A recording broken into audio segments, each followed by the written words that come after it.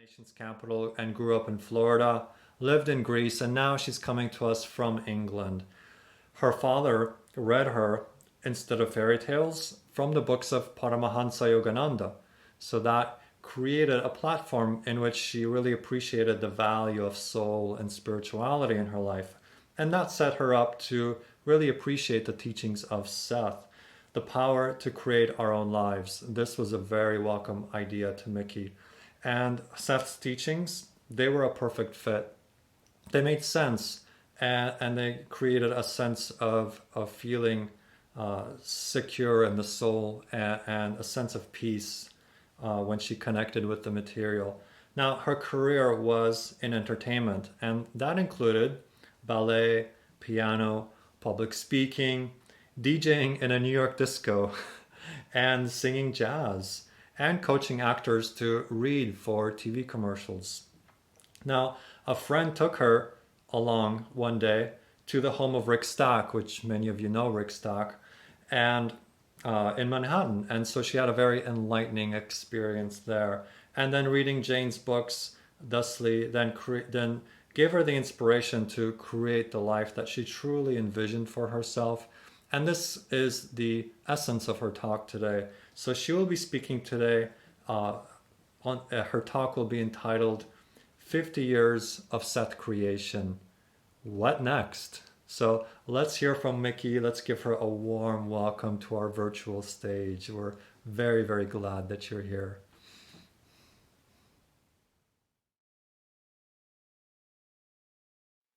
Hi, everybody.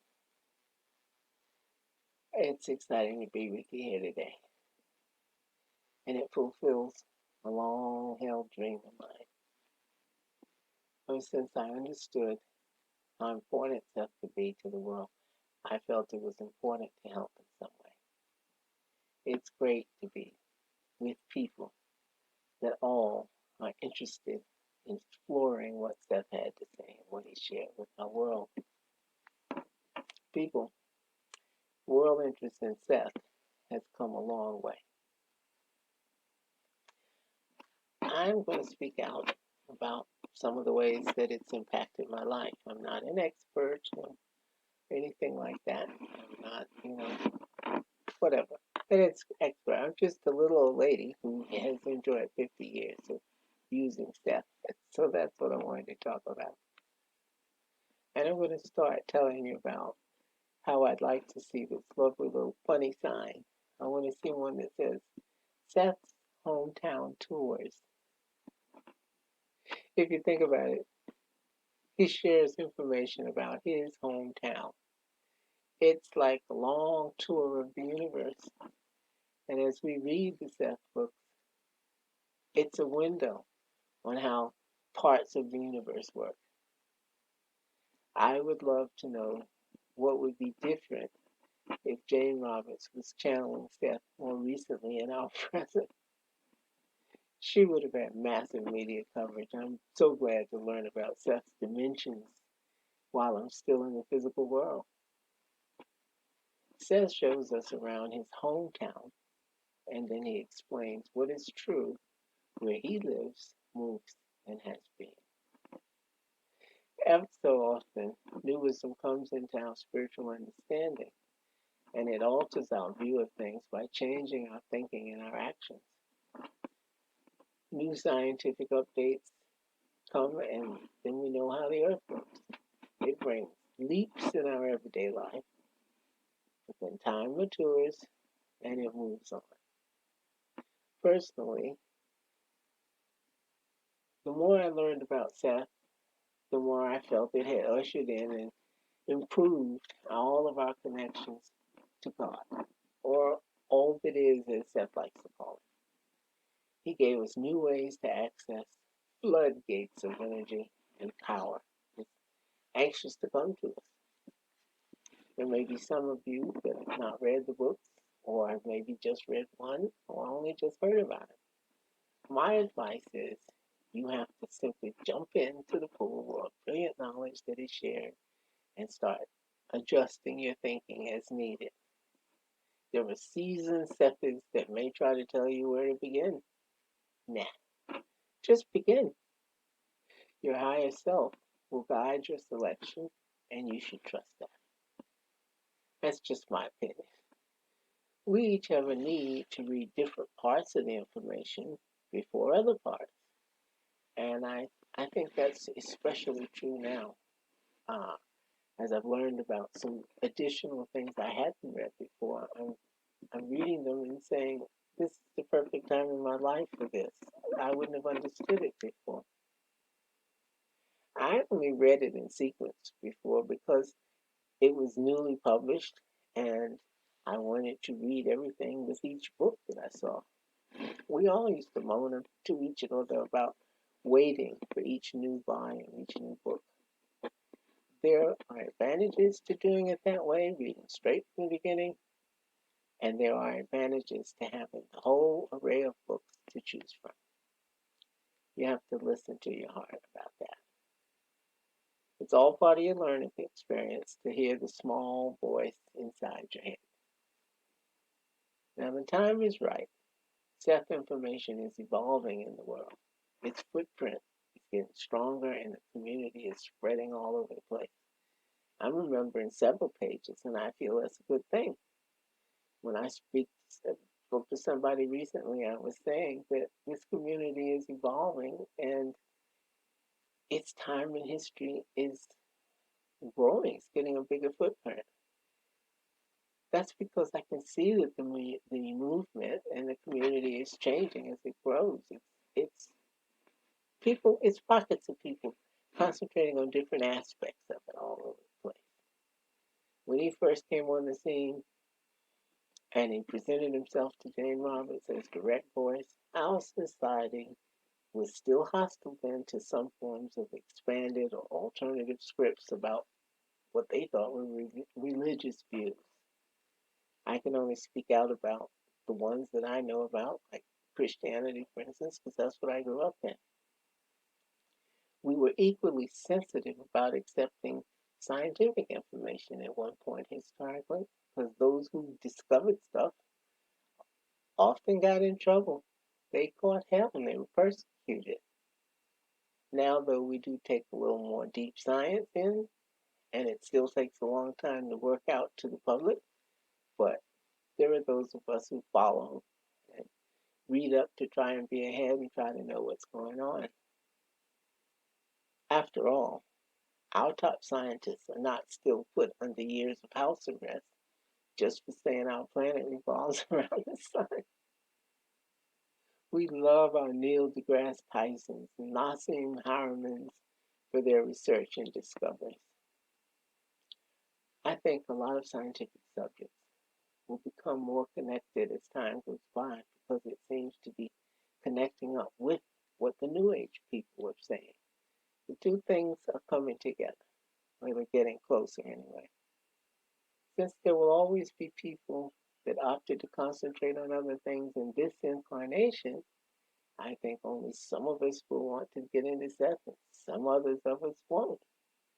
There are whole segments of the population that have incarnated as racial groups that have all shared experience that was pre-weighted for them to work on certain aspects of life, certain kinds of lessons.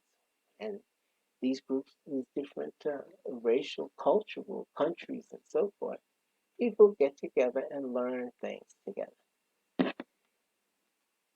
I think it takes a lot of courage to agree to come here, for instance, to be somebody that society's not going to like a murderer or a traitor or a despot or something.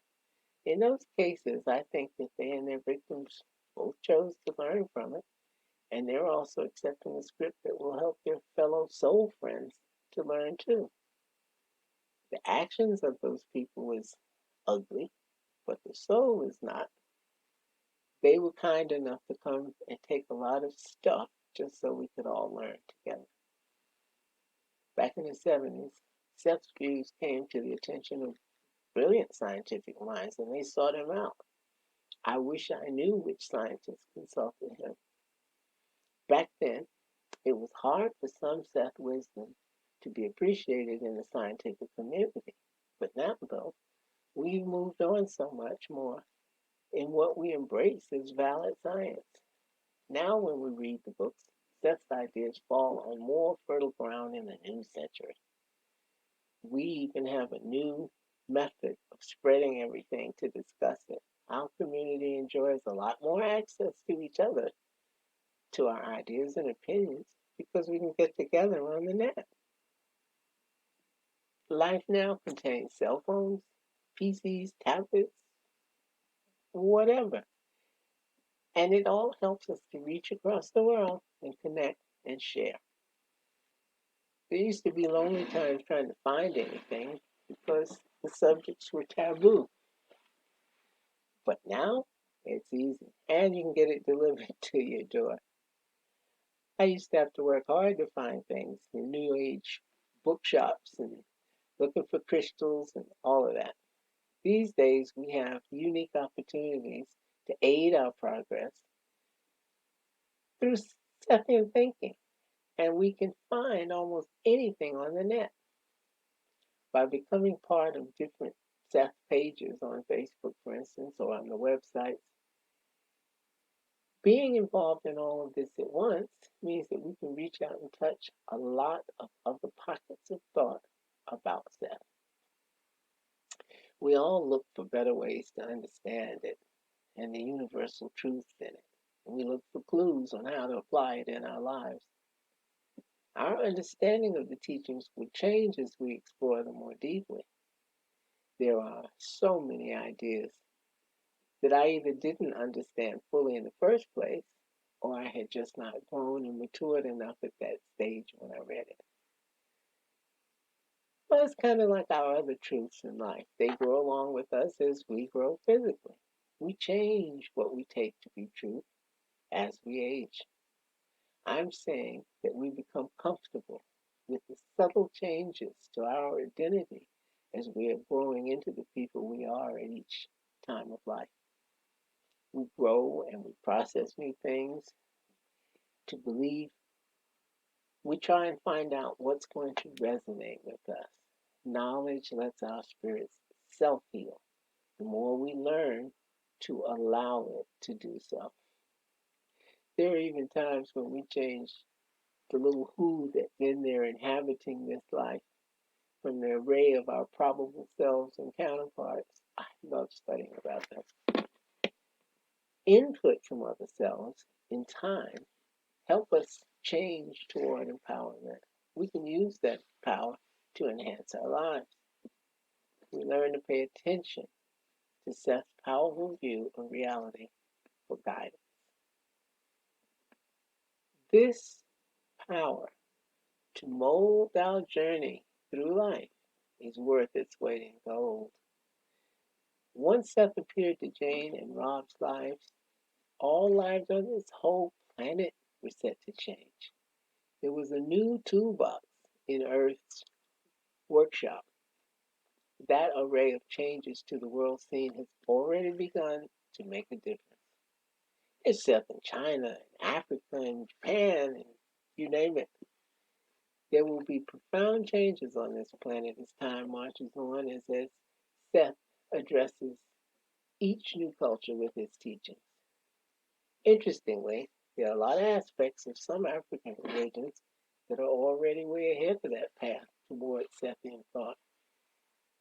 Many of their different ideas and philosophies are exactly what I was hearing out of Seth. It's so funny though. It's like that age-old question of how in the world did the Olmecs know of the binary nature of the planet Sirius since they didn't have telescopes? Ho, ho, ho. We won't even get into that. It's amazing to me the differences in my intent, my interests, my attitudes that I now embrace being in my 70s. I am profoundly uninterested in the same things that were priorities in my 20s. Trust me, I do think differently now, very much, and it often even surprises me. At this stage of life, it's a gift to feel good knowing that there's so much more existing to do after going on to the next lives.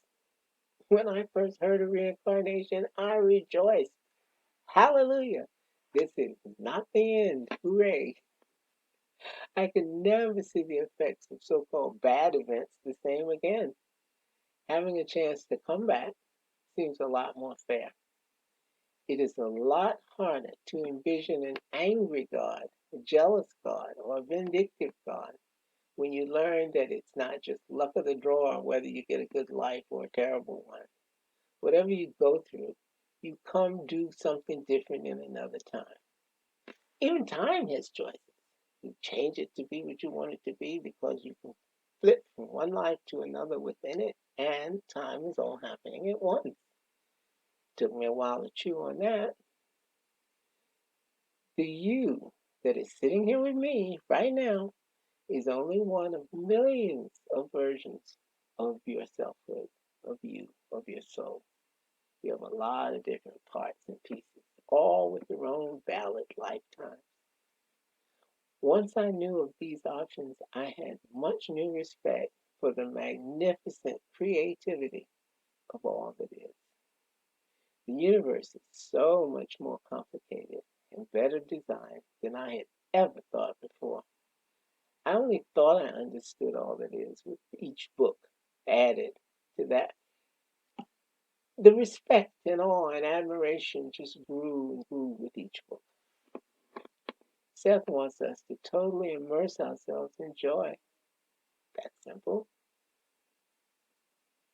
Harder to do, but it's a simple thought. There's even somewhere that he says, if it ain't fun, don't do it. That takes a bit of arranging. I know that knowledge is really a gift, and I've always been drawn to knowledge about how the universe works. I get a lot of that in Seth. It feeds my soul. I began reading Seth books as soon as each one was published, and the wait between books was painful. I remained devoted to the idea of Seth coming through Jane Roberts exclusively. Oh, for decades, I was a complete Seth snob. I was convinced that it would never come through he would never come through anyone else. He did say he would not speak to anyone but Jane. But what he didn't say was that he would not ever contact anyone else or advise them. In fact, now 5 decades later, I believe that although I would struggle with any kind of direct voice contact, I do now accept that it's time to re-examine my stance on his contact. I feel very strongly about not trying to limit Seth. How would I dare? Seth is so much bigger than I first knew.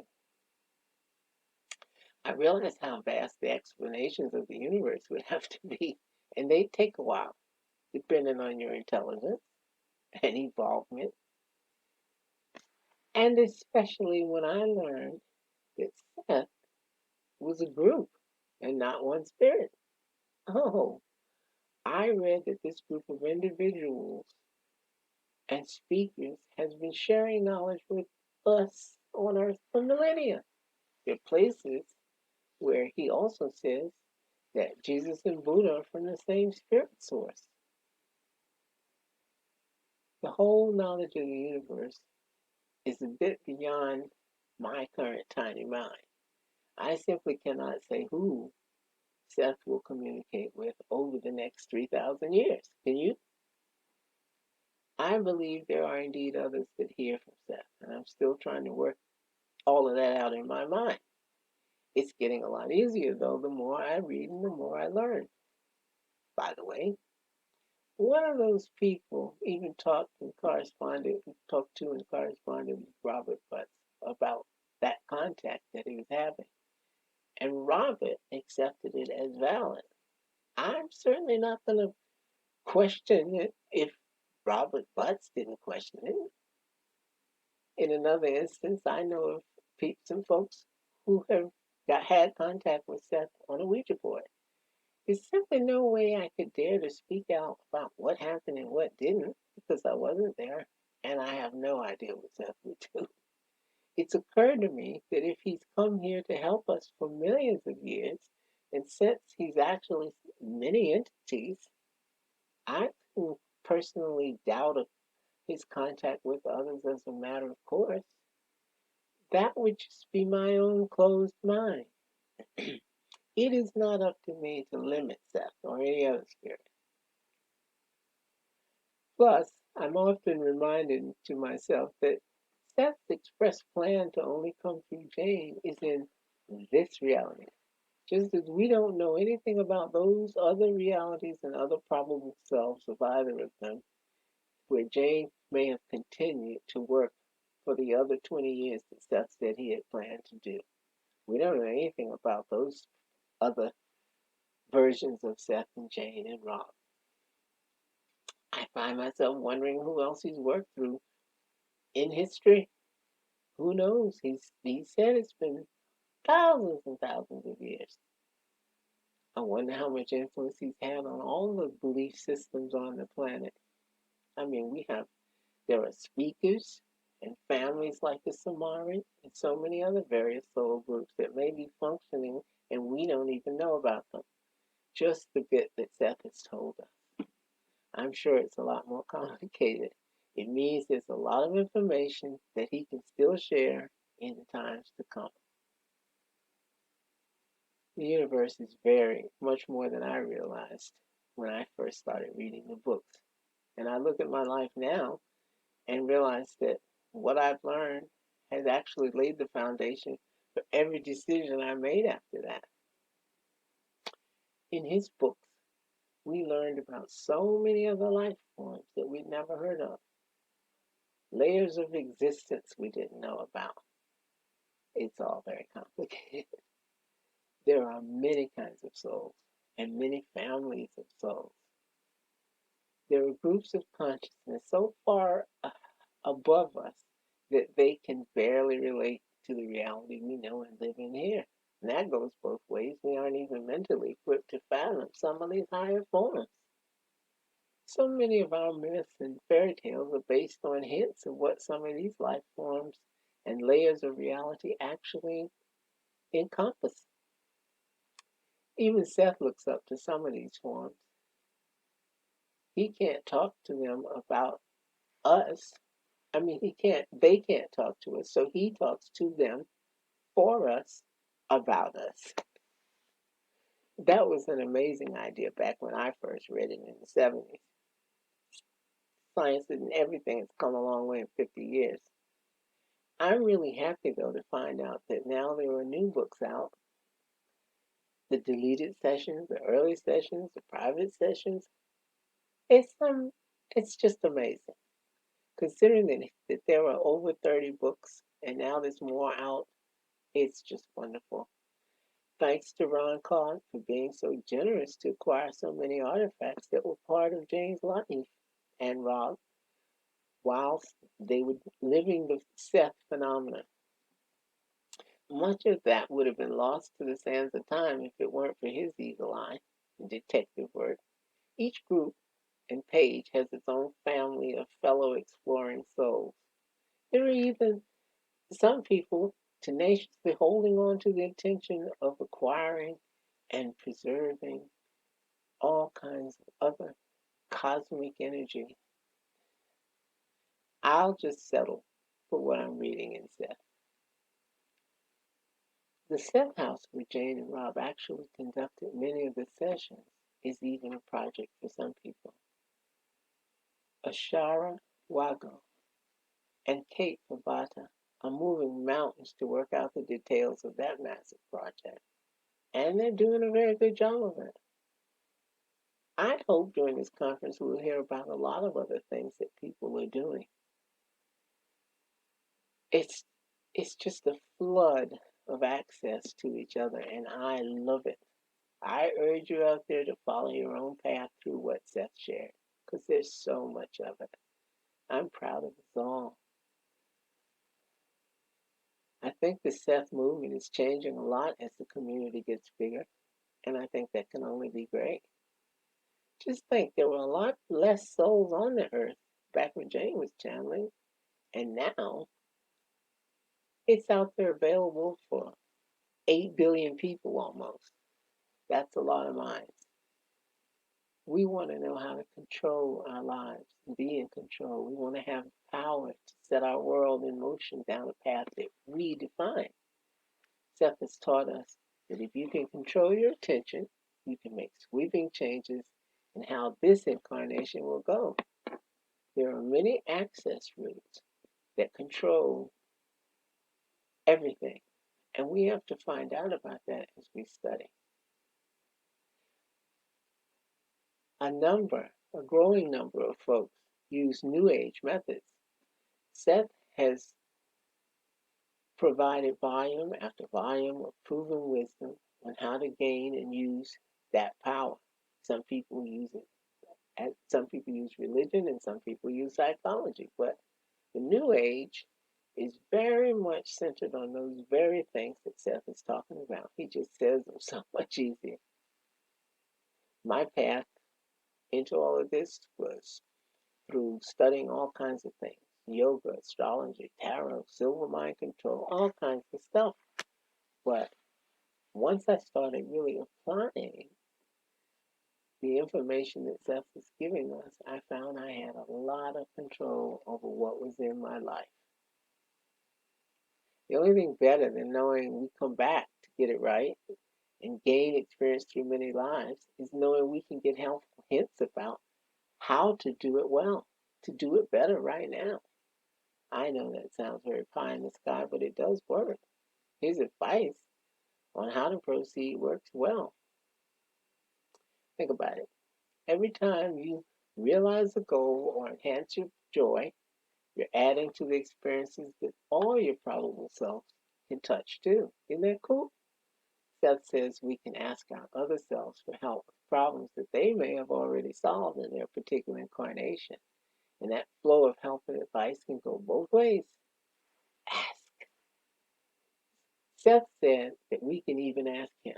He promised to still provide wisdom to us in dreams, meditations, and in prayers. Focus on what you need help with and ask to contact the self of yours, your probable self or counterpart. Contact the one that has already successfully solved it. They can help you a lot.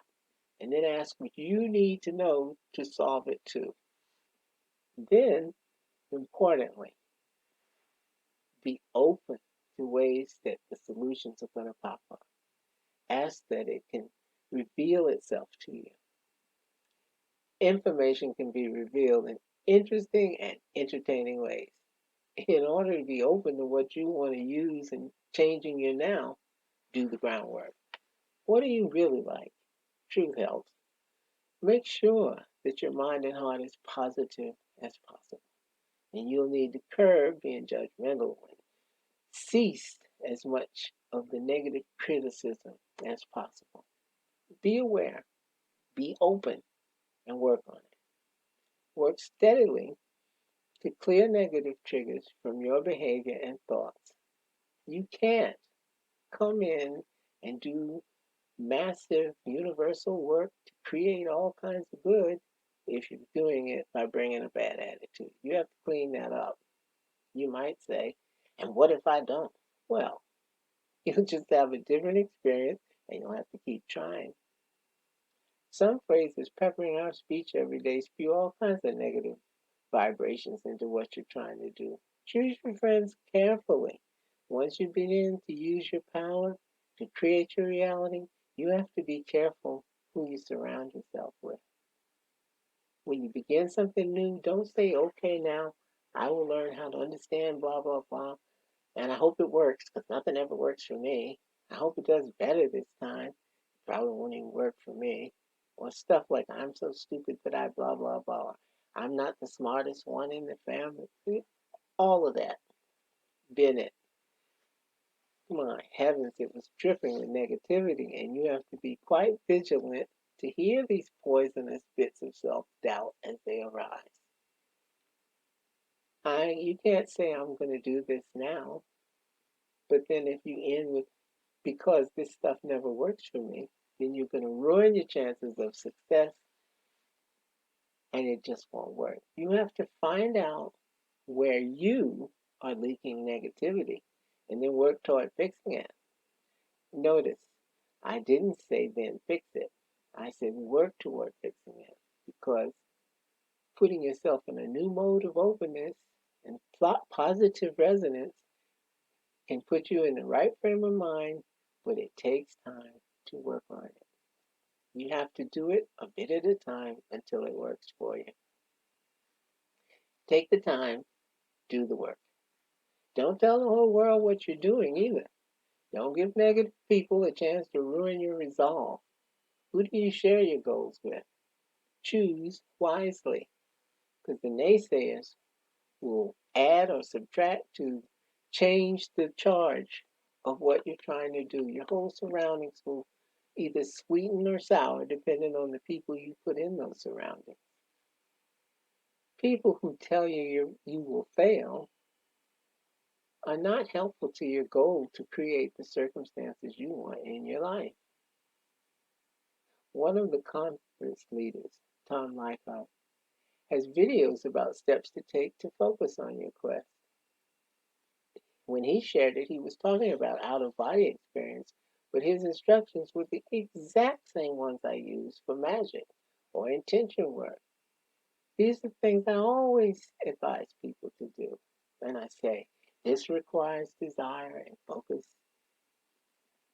It's just amazing how all of the different branches of self-work seem to all have come to the same conclusions, and for various different things you need to accomplish, they give you the same advice. Tom said this requires desire and focus and commitment. How committed am I? How much do I want this? Those are great ways to begin to set up your world to receive your creation process. You have to be focused on any new goal in order to get it to work.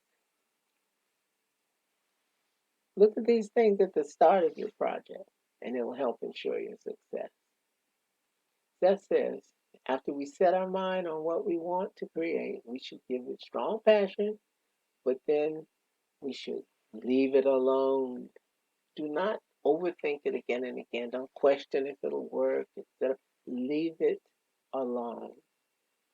It's super important to think of it as already having worked. Every time you think about it, act as if you know it's working and it's about to come to you. You're not sure exactly when, but you know it's on its way. I was meditating one day and my higher self said to me, "Are you happy?" "Oh, yes," I replied automatically. But then I soon admitted that that wasn't true. I wasn't actually happy. And my husband and I were not happy. We were living a lie. I thought I was happy. My higher self said, "You're about to turn 53.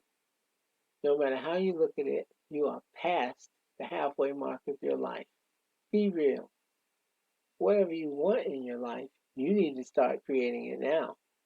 And I first admitted that I wanted out of my marriage and that I was uncomfortable. I could barely think of how different life could be because I didn't have any idea how to change it. I knew I had the power to change it, but I wasn't sure what to do. A special, spiritually aware friend of mine invited me with others to her home one day to focus on intentions we'd set. She was having a party to help everybody get what they wanted in life. She told us to think of something we wanted to ask for, and we were given a page from a very small notebook, a little page, like a post-it page, to write something that we wanted on. And people asked for all sorts of things on their little piece of paper. I had come prepared in my mind, though. I already knew exactly what I wanted. It took 12 tiny pages to describe the man I wanted to spend the rest of my life with. I described everything: what he looked like, his country, his size, his look, his interests, his hobbies, everything. Everyone laughed when I put my little folded pages clumped into the big receptacle provided. I had done my homework and I had done a meditation before even going to the ceremony. I'd ask my probable selves to help me. That day, we all sang and shared food and camaraderie and joy. We had set the tone, and the air was filled with thoughts of our mutual success. We were admonished not to obsess about the timing or the fulfillment of the intentions. We were told to just leave it to the powers that be. The number 22 has a special significance for me. 22 days after confidently setting my intentions, my prince appeared. While chatting online to fellow New Age people, a man's name appeared on the side of the screen where it lists who's in there. And when we looked at it, no one knew who it was. It wasn't familiar. He interrupted with the words, "Hello, may I tell you something, please?" Those of us in the chat room kept talking. We ignored the man that had just come in. No one recognized his name. Nobody knew him. But each time he mentioned asking to say something, he was ignored. And I didn't like that. It was rude. So I addressed him and I asked what he wanted to say. And he and I began talking, and we moved into a different chat room so we wouldn't keep interrupting the flow of the banter in that room. It was a unique day too, because for once there were only women in the room. Usually it was just flooded with both sides, with both genders. They were discussing, by the way, these women, discussing how impossible it was to find a good man. Little did I know how ironic that would turn out to be.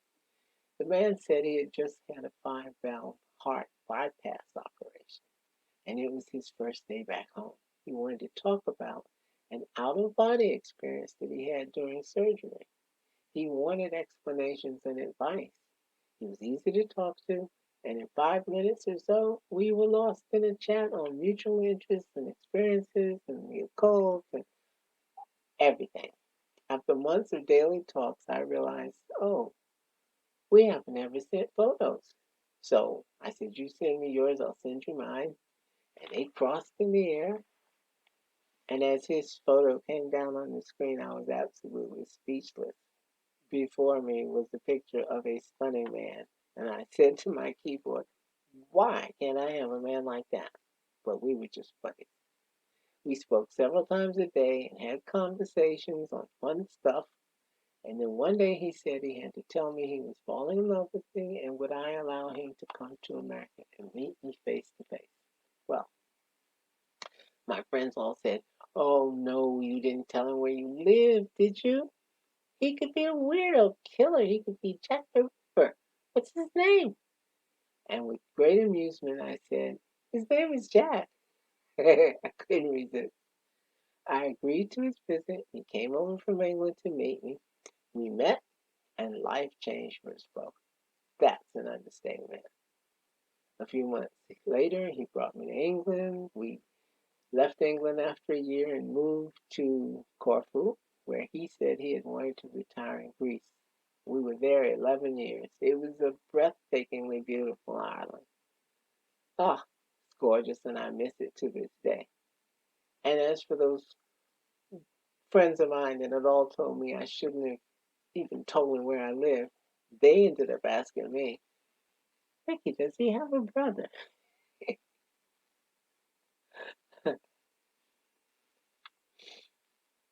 Every time you think of your intended project,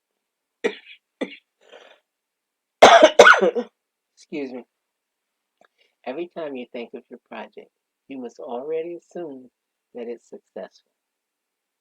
You need to believe that your success is based on the fact that you richly deserve it.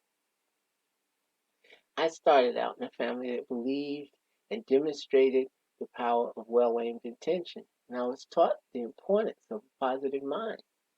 Dad was a minister and he often did healing, so I never doubted that it was possible to affect present circumstances by intending to do so. What I remember most about early childhood is the sound of Dad reading to me. He was a minister who had previously taught religion in a Washington, D.C. university. He was interested in world religions and spirituality, so each night Instead of fairy tales, he read to me from books like Autobiography of a Yogi by Paramahansa Yogananda. Many religious traditional books and tomes were what he brought to read, and I ate it up because I loved hearing about it. I knew early that each religion had their own part of the puzzle. I'd been fascinated with the other side and where we went, that we, when we died, that all we kept returning from over and over. I collected stories about children in places like India where they remembered previous lives. It was all amazing to me.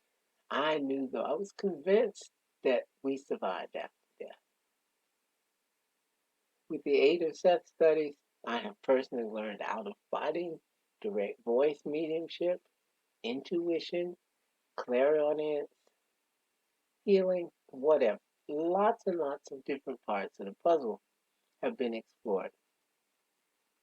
During my first marriage, I lived in Cuba. I learned the Ouija board and I quickly graduated to direct voice mediumship. When I got back to America from Cuba, I discovered Jane Roberts. She had just published the Seth material. It was groundbreaking. The world is a little different now. It's so much easier to study and to find the books you need. Search engines will show you anything you're trying to find out about. And you can read so many of the Seth books. They will lead you to exactly what you need to know. Because I had developed mediumship while living in Cuba, I wanted to ask Jane Roberts for advice on how to handle it properly. I was shocked to discover that she and Rob Butts were listed in the telephone book. I spoke to her by phone several times, and I called very nervously. I remember my heart was in my mouth. She was kind and eager to help. She gave me advice and encouragement, and she stressed that I should relax and not be afraid. I was so honored to have her ear. We spoke several times over a couple of years, and one of those times I spoke to Rob as well. Years later, I called again, and Rob let me know that she was very ill. That was a blow. I was deeply affected by the news of her death. I just, I felt cut adrift. I didn't know what to do. But as time moved on, I got back into things, into the books, and I started using it again to do whatever I needed to do to change the circumstances in my life to fit what I wanted them to be.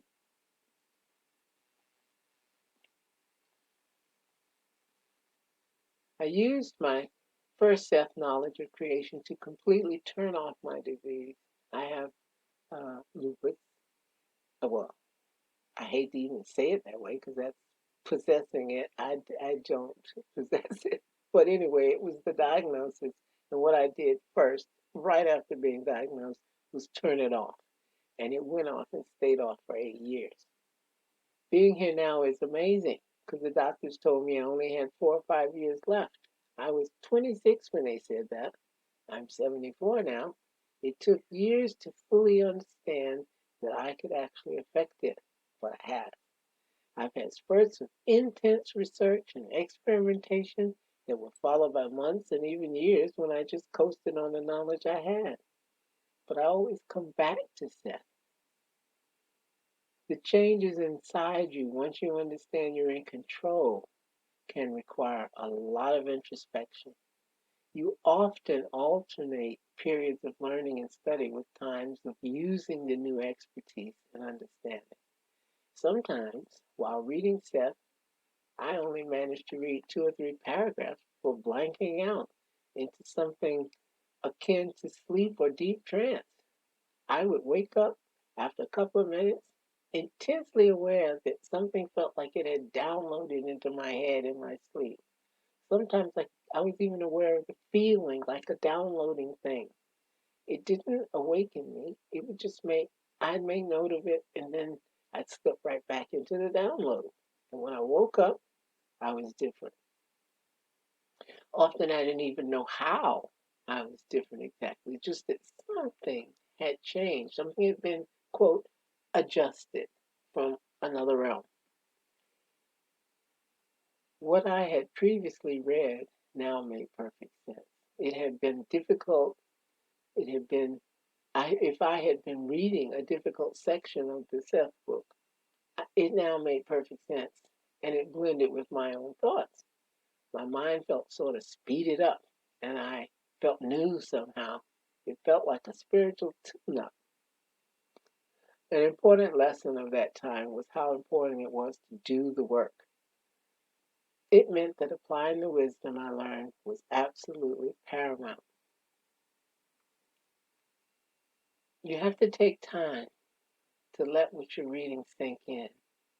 And here's where it becomes very important to have other people with whom that you can trust, with whom you can share what you're experiencing as you assimilate and process the new wisdom.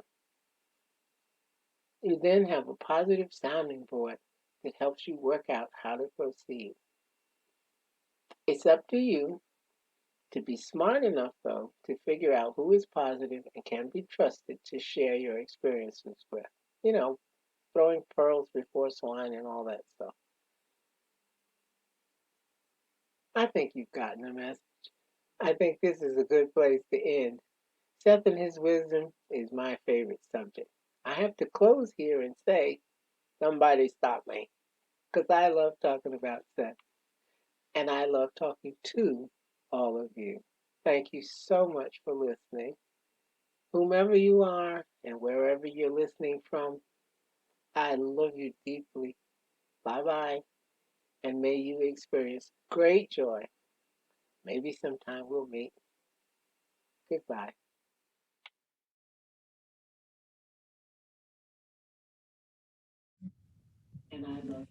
Welcome back, everybody.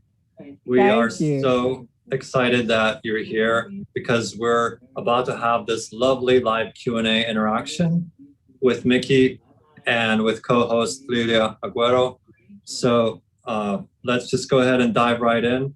Let's turn it over to Lilia. Do you have any interesting and fascinating questions? Definitely. Thank you so much, Tom. Mickey's talk really resonated for a number of people. There were a number of responses regarding the quote, her phrase, when actions are ugly, but soul is not. And we want to know, how do you hold space for that in the moment of the experience? How do you do that, Mickey? Well, first of all, it took a long time. It really did. I worked on that for years, as recently as a week ago, because you learn various aspects of it as you go along. I didn't understand why some of the really worst people, like the shootings the other day, why they were allowed to be in this reality. You know, I know that we want to learn from experiences and from others, but sometimes it just seems so harsh. It was so ugly. But the more I listened, especially this morning, to some of the speakers, and a few things fell into place a few days ago as well. That awareness has been coming to me to really embrace the fact that we have the power to change what we're going through and to change how we look at it. And once you know you can go and pick any other thing you want to pick and you can work on it, seriously, you can work on it, then you have to adjust how you look at things. It's all about adjusting the mind. It's about adjusting what you embrace. It's about literally seeing things another way. And I still work on it. We can all work on it. It's part of what we're here for, what we're here to do. You know, and then I guess the next reality where we go to create, we're going to be so much better at it because we will have been here doing our dress rehearsals, you know. Indeed, developing the skills. And I think you mentioned earlier a little bit your experience, specific experiences within the civil rights movement and how that can be so charged. Could you share a story or two about that experience? Okay, I never have in all these years. But my father was a very well-known civil rights leader. So I grew up I was a little girl in the 50s, late 50s, and all of that with the marches and the this and that, and, all the names and so forth. So it all seemed, having grown up literally with the Ku Klux Klan driving along beside me as I walked to school every day. There were times when I had a beloved pet hung on a cross on my front lawn. Okay, so these experiences for a child, you're really working on trying to put this in a place in your world because your world looks so different. As soon as you're not dealing with that, it's all back to a normal world. Your home life is beautiful and so forth. But I now have come to look at what is happening there as simply another part of what we're working on. We've got to work on it and make it better so that we can move on into other fields where we want to be creative. We've gotten behind. And again, I'm thankful for people who are willing to live this particular reality and work this out. We're maybe not quite halfway, but I'm so grateful for every one of you that's out there right now helping us resolve it, because we can't create the kind of beauty we talk about until we solve some of these other issues of ego and greed and selfishness and so forth and so on. I don't expect that to go away tomorrow because we've had several hundred years building it. Indeed. Yes. And even if we all put on a hard hat, it's going to take a lot of work to dismantle all the bricks that we put in place, So I can't be Pollyanna and say, oh, well, we just create something different tomorrow. No, it's going to take a lot of work. But the part that heartens me is knowing that we are all in this together and we have all agreed that we want to create something different, at least some of us. So those of us who do want to create something different have to step forward. This is the time when the rubber meets the road and we have to talk the talk and walk the walk. So this, for me, is a big part of the creation process. I have to be careful what I say. I'm a member of many websites that are, say, culturally Black, where we talk about our cultural stuff and our little expressions and so forth. Some of it is lovely and cultural to share. Some of it is terribly detrimental because I want to see me in a different light. I don't care what your impression of me is and what you think I should be about just because of how I look. But I don't have to accept that. Now, you can make it hard for me, but I have now accepted that I'm going to change it. And that means I have to be willing to do the things it takes to change it. You can't sit at home looking at TV and never vote, never go to find out what's in your local community. Those people who are in the White House are there because nobody voted out the locals. Okay, we've got to start with the city council at home, the sheriff, and so forth. And then that will change what we're seeing as it goes up. That means we've got a lot of work, haven't we? We sure do. And you really do touch upon some amazing things, beginning with ourselves. Yes. Beginning locally. And this is all we have is us. Right. Right. That's it. This incarnation of who is looking out at you from these eyes is all I have. I also have to remember that I have you too, because we're all part of the universe. Indeed. But I'm looking out from here, and it's the only view I can make a change in. Right. So it's again, that view, if we can see it, we can heal it. Truly. Beautiful. Truly. Beautiful. Mickey, you also mentioned following the inner voice. What have been the greatest obstacles to following the inner voice, and how did you overcome them? It was a little bit easier in my case because, admittedly, like I said, I was trained as a young child to meditate and to learn about. I was taught at 5 that you have the power to change your life and create reality. Okay. I didn't understand it, but once I got grown and ran into Seth, then I started to get the tools I needed emotionally and mentally and intellectually to actually start making a change.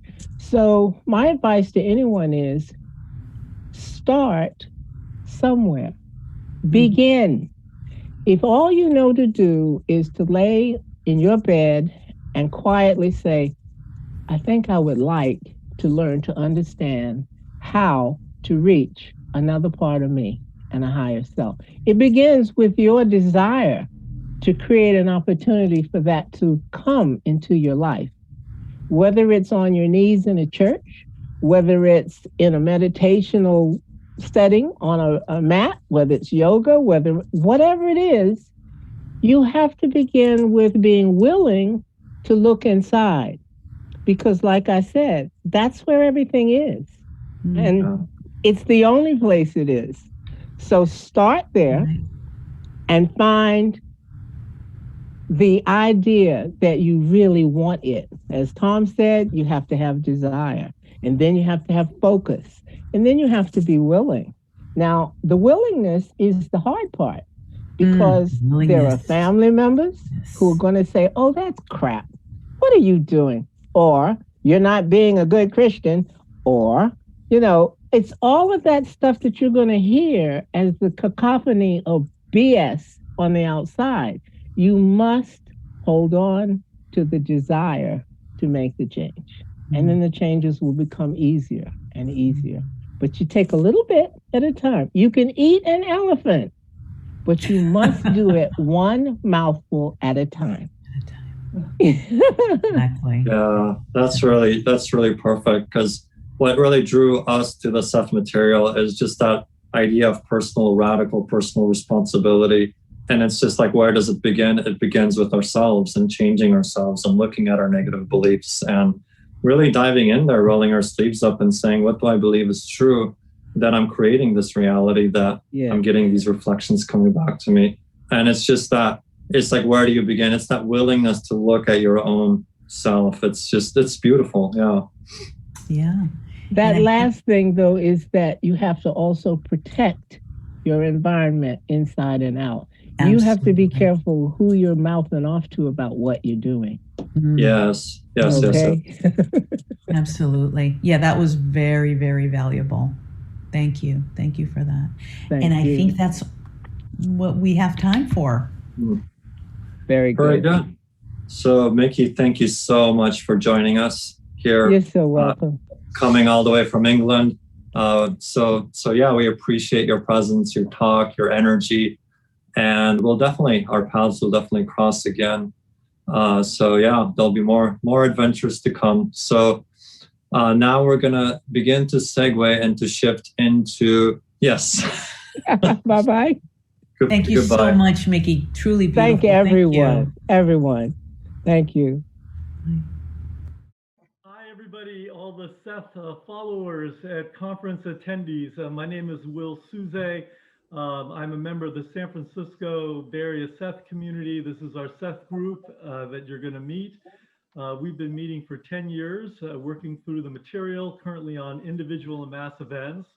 And what a fantastic year to be looking at that book. And I'm going to turn it over now to Virginia, who is one of our members.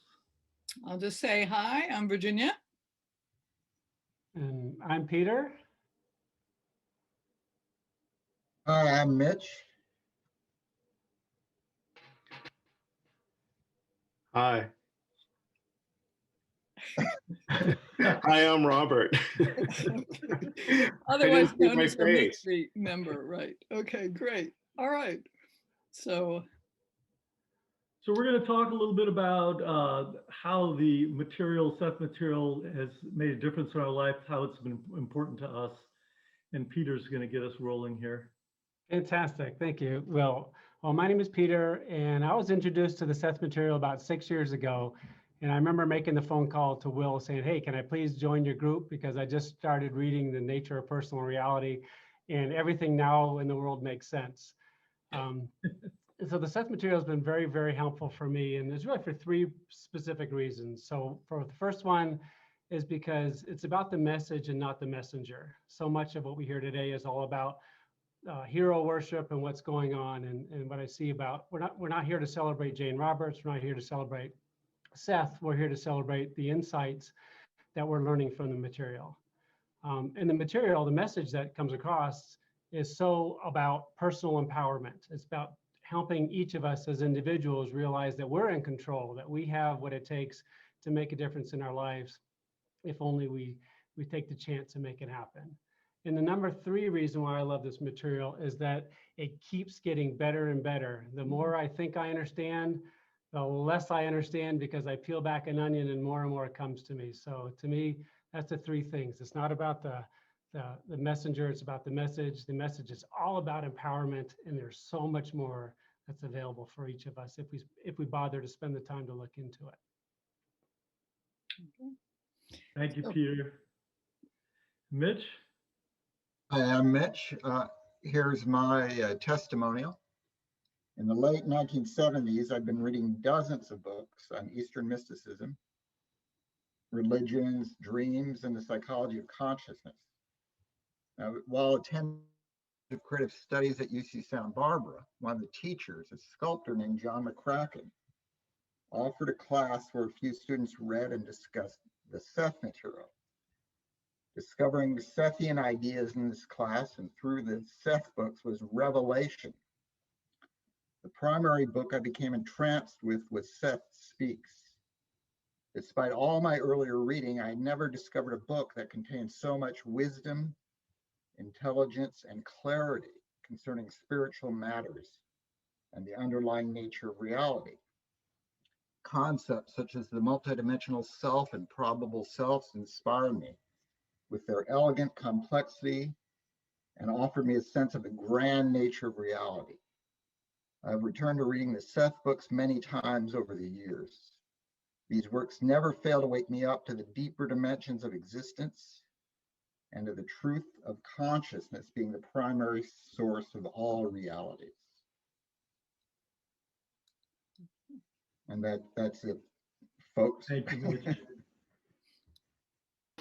So, hi, I'm Virginia. And let's see, back in the 1970s, a friend of mine gave me this book called Seth Speaks and said I might find it interesting. And not only did I find it interesting, it's really changed my life. And I basically had it with me throughout all the years and all the travels since then. So I really credit reading the Seth material, which is, it's always new, it's always fresh, even when I've read a book multiple times. And it really helps me to connect into, I'd say, the direct experience of in what way we are all multidimensional beings, and really guiding me in this complexity of how it is that I create my own reality and how to get better at doing that, and how to use dreams and how to use other kinds of altered states of consciousness and other levels of awareness in order to, I'd say, not only improve the quality of my life, but ultimately make things easier and do much more what Seth refers to as value fulfillment. So I think this is one reason why I've been involved in Seth groups off and on, and I'm delighted to be in more than one actually Seth group right now in the Bay Area. That's it. Thank you, Virginia. For myself, this week was my father's birthday. He passed about 30 years ago, but I can't help but think about him. And he said he was a Seth reader. And he told me when I was like 15 years old, he said, you know, I have this book that I read, this book, the Seth material it like describes my whole philosophy of life. I found it described in this book.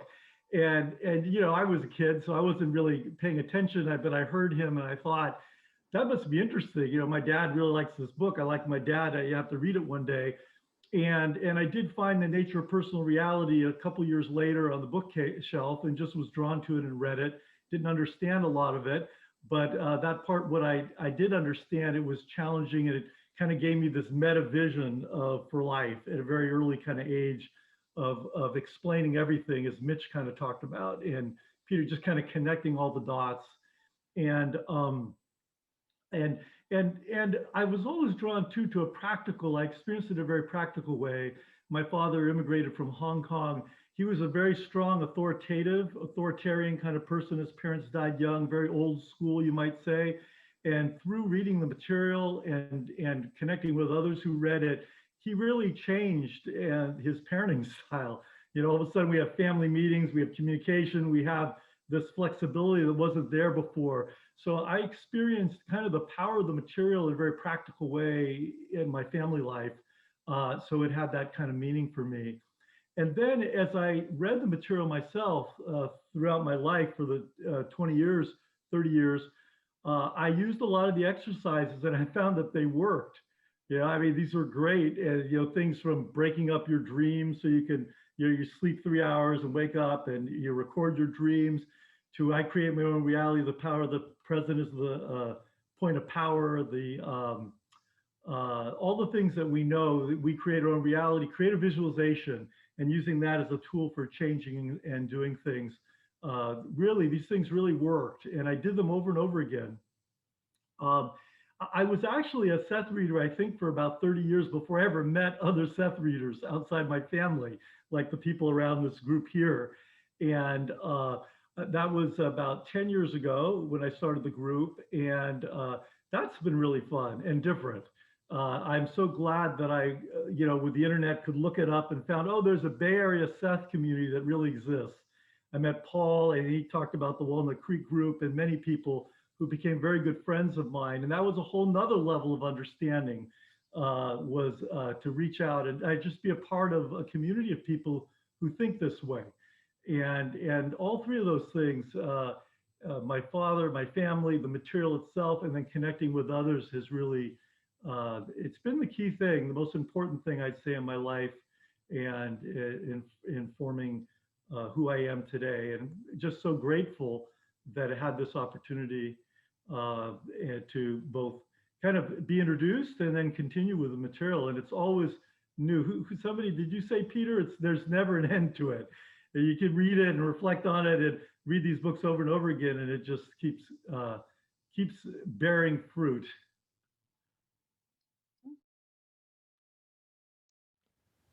Welcome. It is time for our next speaker.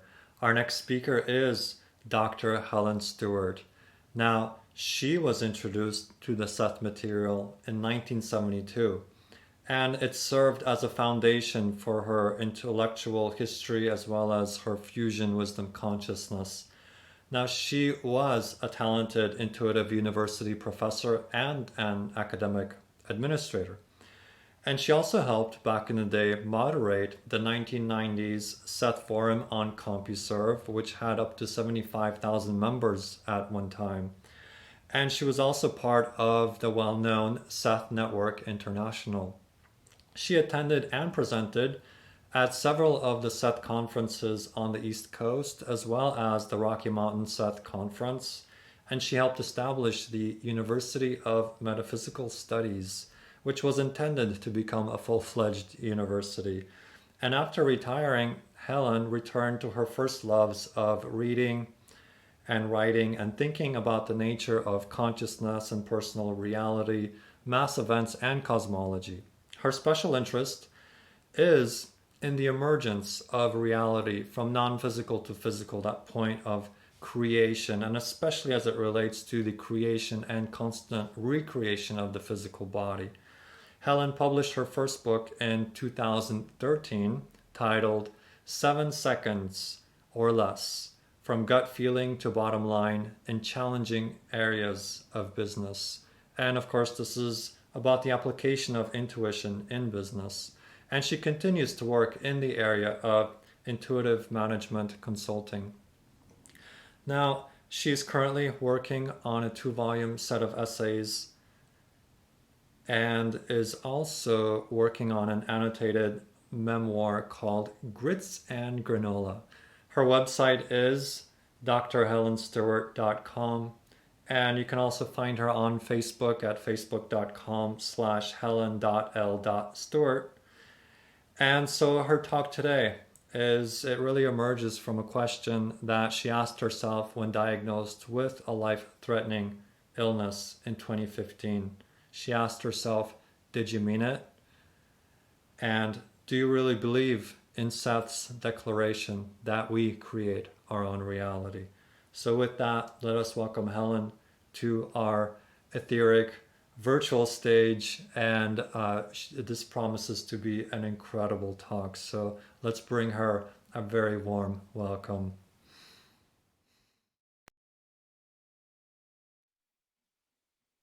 I was born dark-skinned, nappy-headed, left-handed, second, and a girl.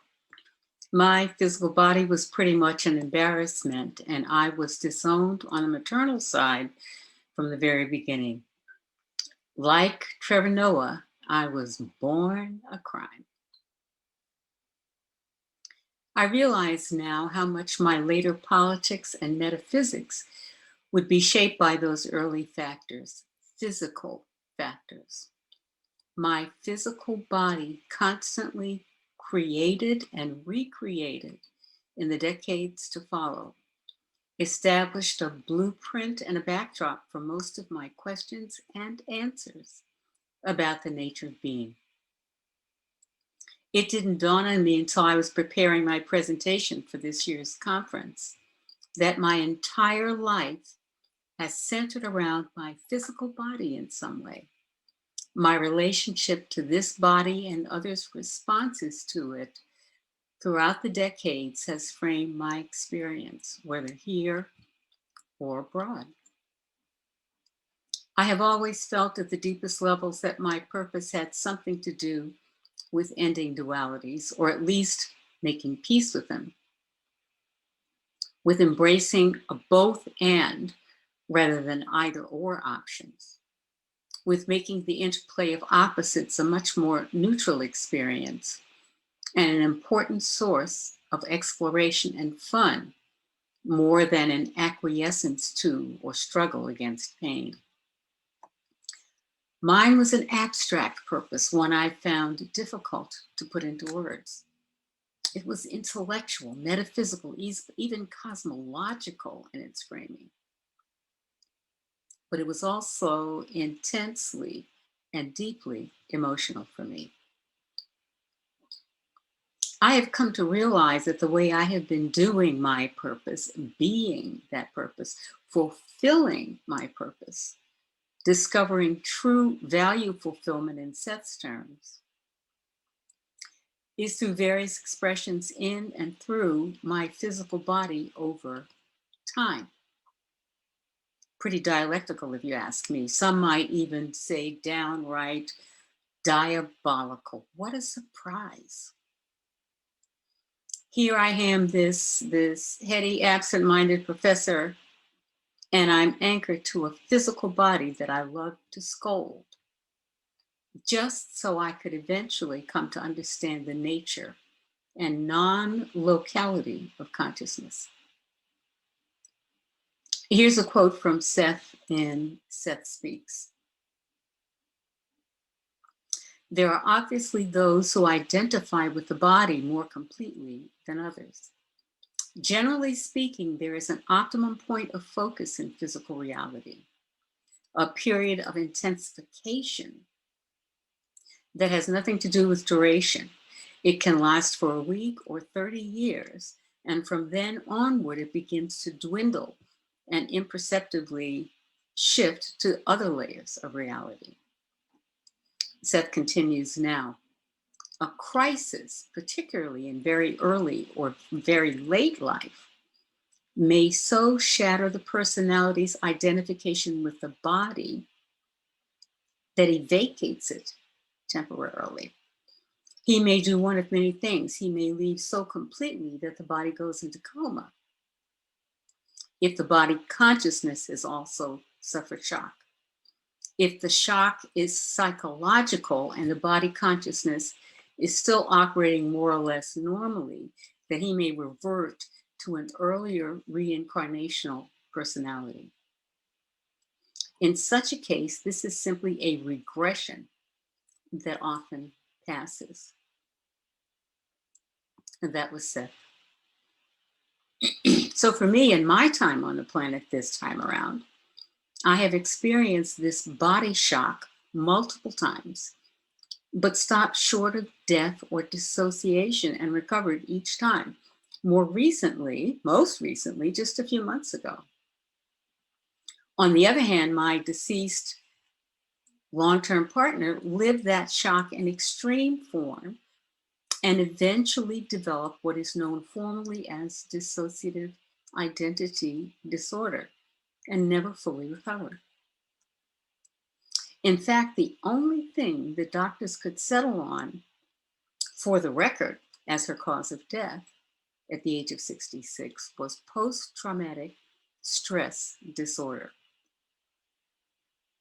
This was a woman who had never been in the military, never been to war in some foreign country, but her childhood was a relentless physical and psychological war zone.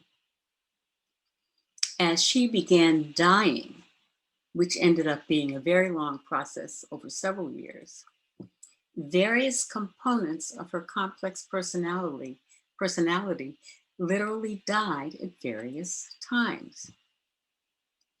After being decidedly right-handed for the entire time I knew her, some 33 years, she became uniquely left-handed for an extended period of time in the last months of her life. Her speech shifted, and so did her behavior.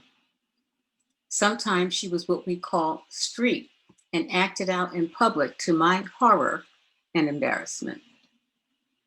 Sometimes she was incredibly cruel. Sometimes she was tender and sweet and funny. Sometimes she was well educated with impeccable subject-verb agreement. Sometimes she was distant and clearly elsewhere.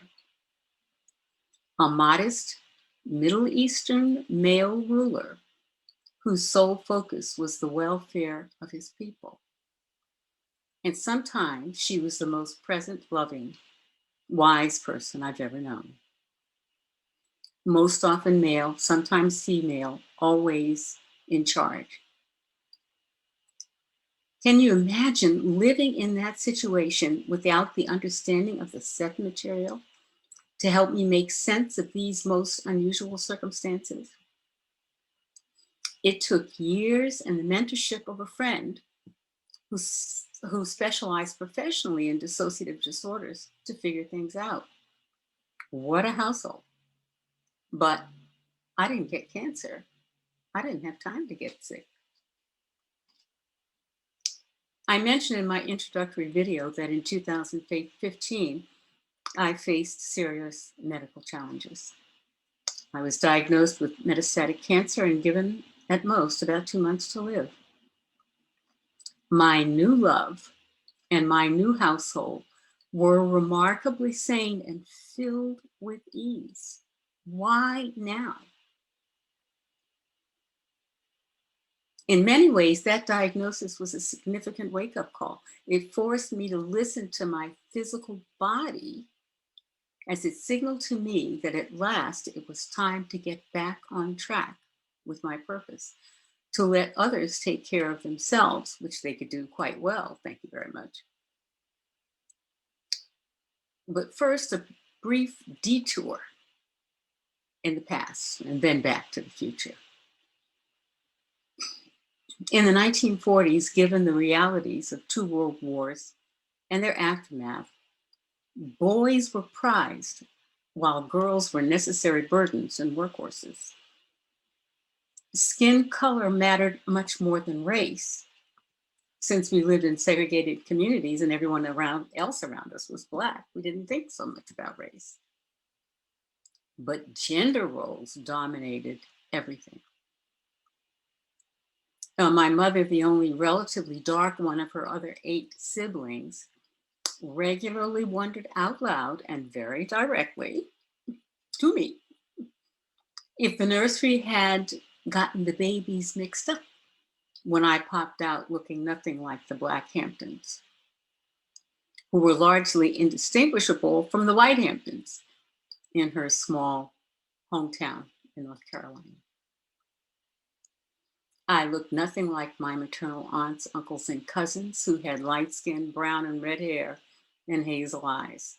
I must be a Stewart, not a Hampton. A Stewart, those darker, uppity Boston relatives from whom my father's side of the family sprang.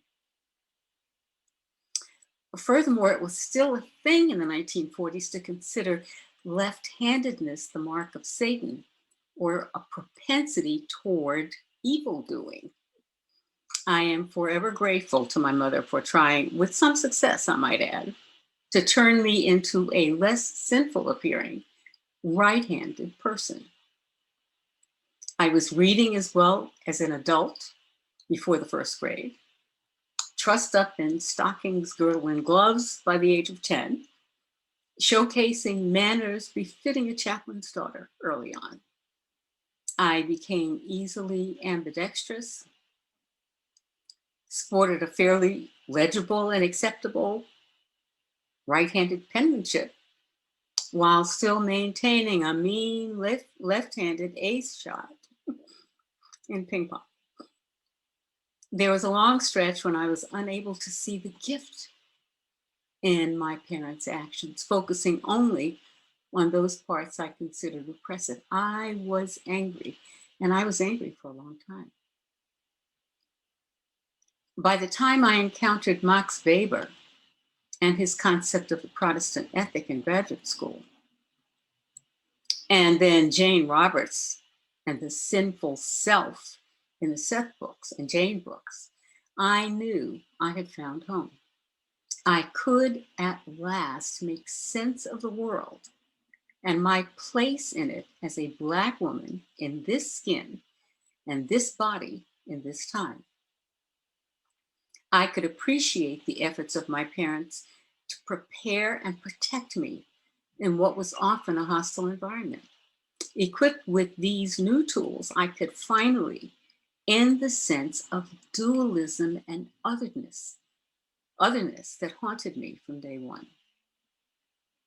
I could notice the interplay of my own inner and outer senses, interact with my counterpart selves, reincarnational, probable selves, and register the senses and sensibilities of others reflected back to me in our shared co-creations.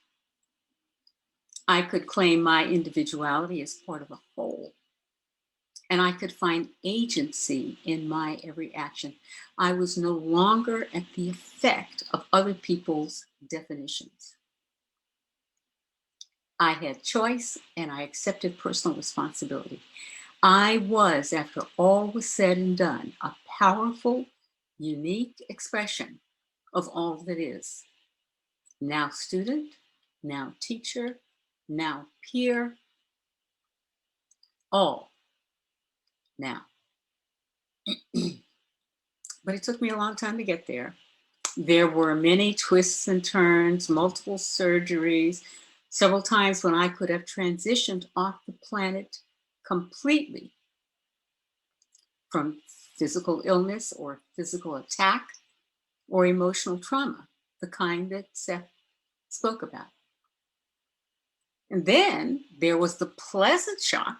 It was a shock, but it was a pleasant one of traveling to Africa and being in the racial majority, even if I remained an outsider.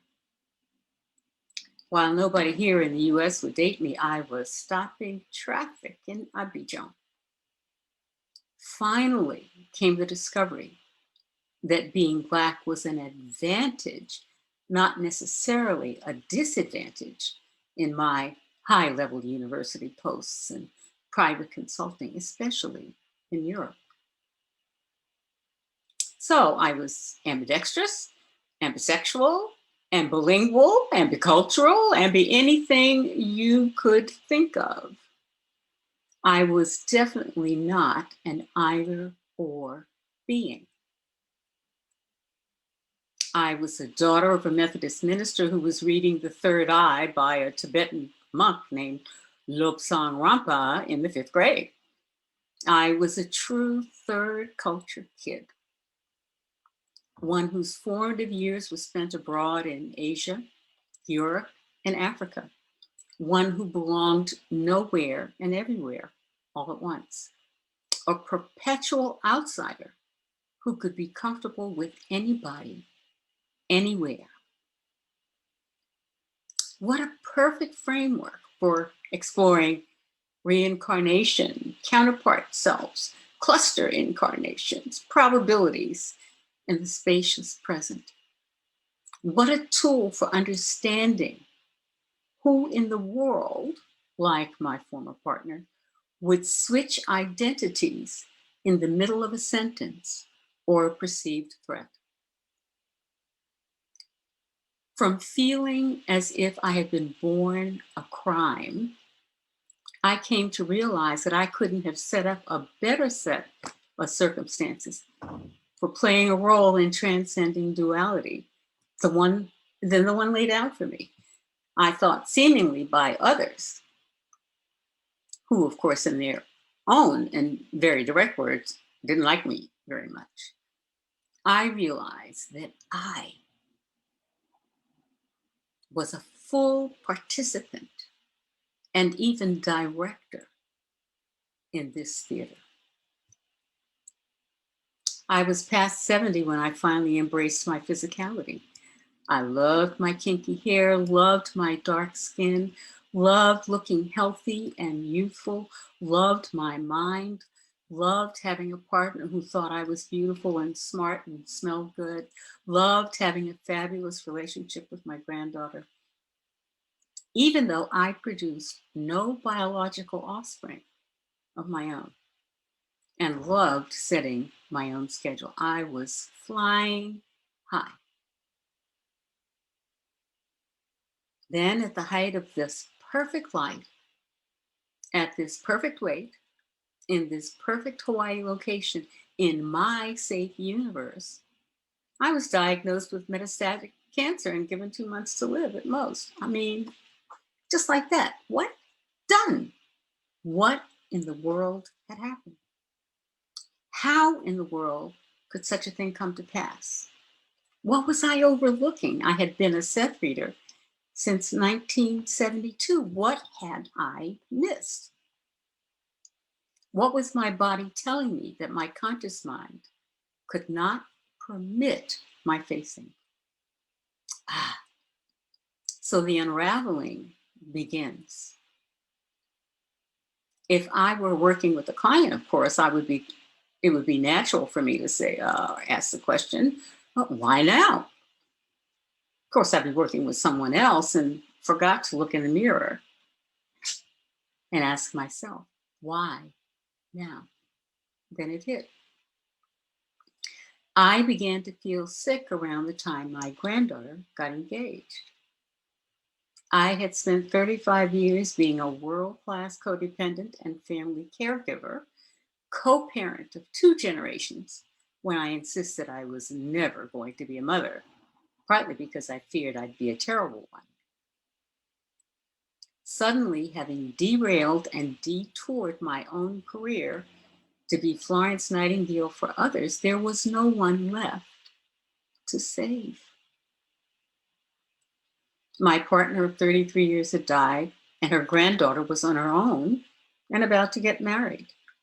My identity had been tied up in their needs and dramas, so much so that I had forgotten the commitment I made to myself at the early age of 4 years old to fulfill my purpose in this world. I was divorced, then widowed. My new partner from Hawaii was quite at ease taking care of herself, thank you very much. Didn't need to be saved. And I was, for the first time in 45 years, no longer head of household. She was good at running things and insisted on continuing to do that. When I left California, I packed up, got rid of almost every object that had my name and style on it and moved to Hawaii with about 30 banker-sized boxes full of books and paper, not much else, and a Chihuahua who was still grieving his real mother, my former partner who had died. Chaco was a high desert Mexican dog, not a lush tropical one, and he never really made the adjustment. He died 2 years after the move. So for me, there was literally no one else to take care of. Here's what Seth has to say in The Way Toward Health. Before health problems show, there is always a loss of self-respect or expression. Pretty simple. Before health problems show, there is always a loss of self-respect or expression.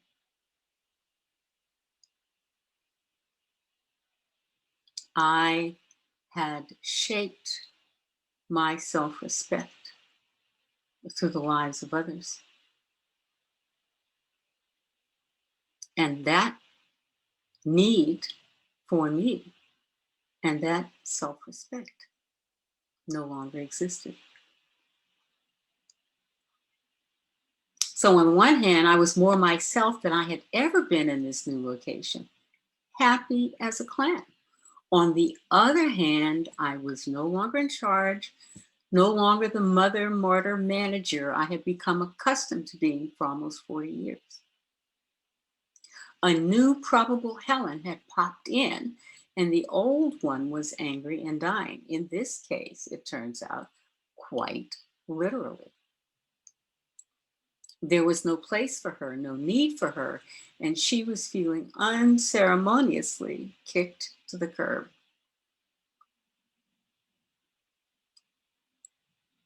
So since that time of initial diagnosis, now almost 6 years ago, that old probable Helen still shows up now and then, reminding me who I used to be and what my value used to be based on.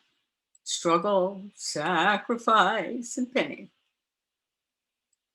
I have been within 6 inches of a brick wall more times than I care to count in these past few years, and yet each time I decide to stay. Each time I decide to risk embracing these new non-codependent probabilities. It scares the bejesus out of me, I have to tell the truth, and I almost risk checking out. I am afraid that I may indeed fail to fulfill what I declared was my own unique purpose. Fail to find my fun. Fail to complete those other books in my lineup. Fail to let my codependency go once and for all. Fail to find my true and truly independent voice. Each time I approach one of these moments, the medication fails to keep the cancer at bay. We race around trying to find a new one. I get nervous, I get sick, I'm in excruciating pain. I almost give up and give in. I almost literally die. From a Seth perspective, I think I do die. That probable self does disappear. Just like my former partner, a portion of me dies while the entity remains eternally intact, remembering all, embracing all, incorporating all in this now and present moment. I just manage the portals and the transitions better than she did. So then all of a sudden, some new cancer protocol shows up in the nick of time, and we are off on another K-drama, another exciting episode of Did You Mean It? Do you really believe it when you claim responsibility for creating your own reality, Helen? Do you believe you live in a safe universe when the world around you seems to be falling apart? Do you really need to run into that jerk in the store who decided to sick floor walkers on you to make sure you didn't steal, even here in Hawaii, in the land of aloha? Or that restaurant waiter who called you a monkey in your neighborhood just 2 minutes from where you live? Do you really still believe your worth? Or were you faking it when you thought you were over it? Over it about all that race and gender inequality and homophobia stuff. Here's what Seth has to say about cancer. Behind the entire problem, however, is the fear of using one's full power or energy. Behind the entire problem, however, is the fear of using one's full power or energy. Cancer patients most usually feel an inner impatience as they sense their own need for future expansion and development, only to feel it thwarted. That's from The Way Toward Health. So there it is. Oops, there it is. Each day I'm offered multiple opportunities to create my own reality. I can create my past reality again. I can create my new reality of joy, here and now, or my future reality, yet undefined and unexplored. Now I just have to answer that pesky question that bugs me all the time. Did you mean it, Helen? Did you really mean it? Do you still mean it? If not, we have a way to help you out, either literally or metaphorically. You choose. And in the meantime, we'll wait for your orders. Okay, so let's get down to the nitty gritty. Let's talk about cancer. Now, one quick aside, by the way, if you got this far in this presentation, you know that I talked a little bit about dissociative identity disorder. And it's not a topic that really normally hits the mainstream at all. Funny, after I finished recording, I looked at the day's paper yesterday, and guess what? In the New York Times is an article about dissociative identity disorder.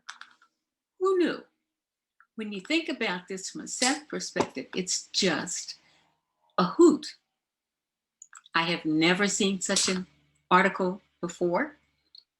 I haven't spent much time talking about it or thinking about it. It came up because of this talk. And then on the very same day, there shows up in the New York Times, no less, an article about dissociative identity disorder. These synchronicities are really at the heart of all of this. And I bring it up because it's also at the heart of my own cancer story. One of the things that happened was the doctor told me once I was finally diagnosed that apparently I'd had this for a long time. My symptoms were not typical. What was happening was that I was feeling pain in my legs.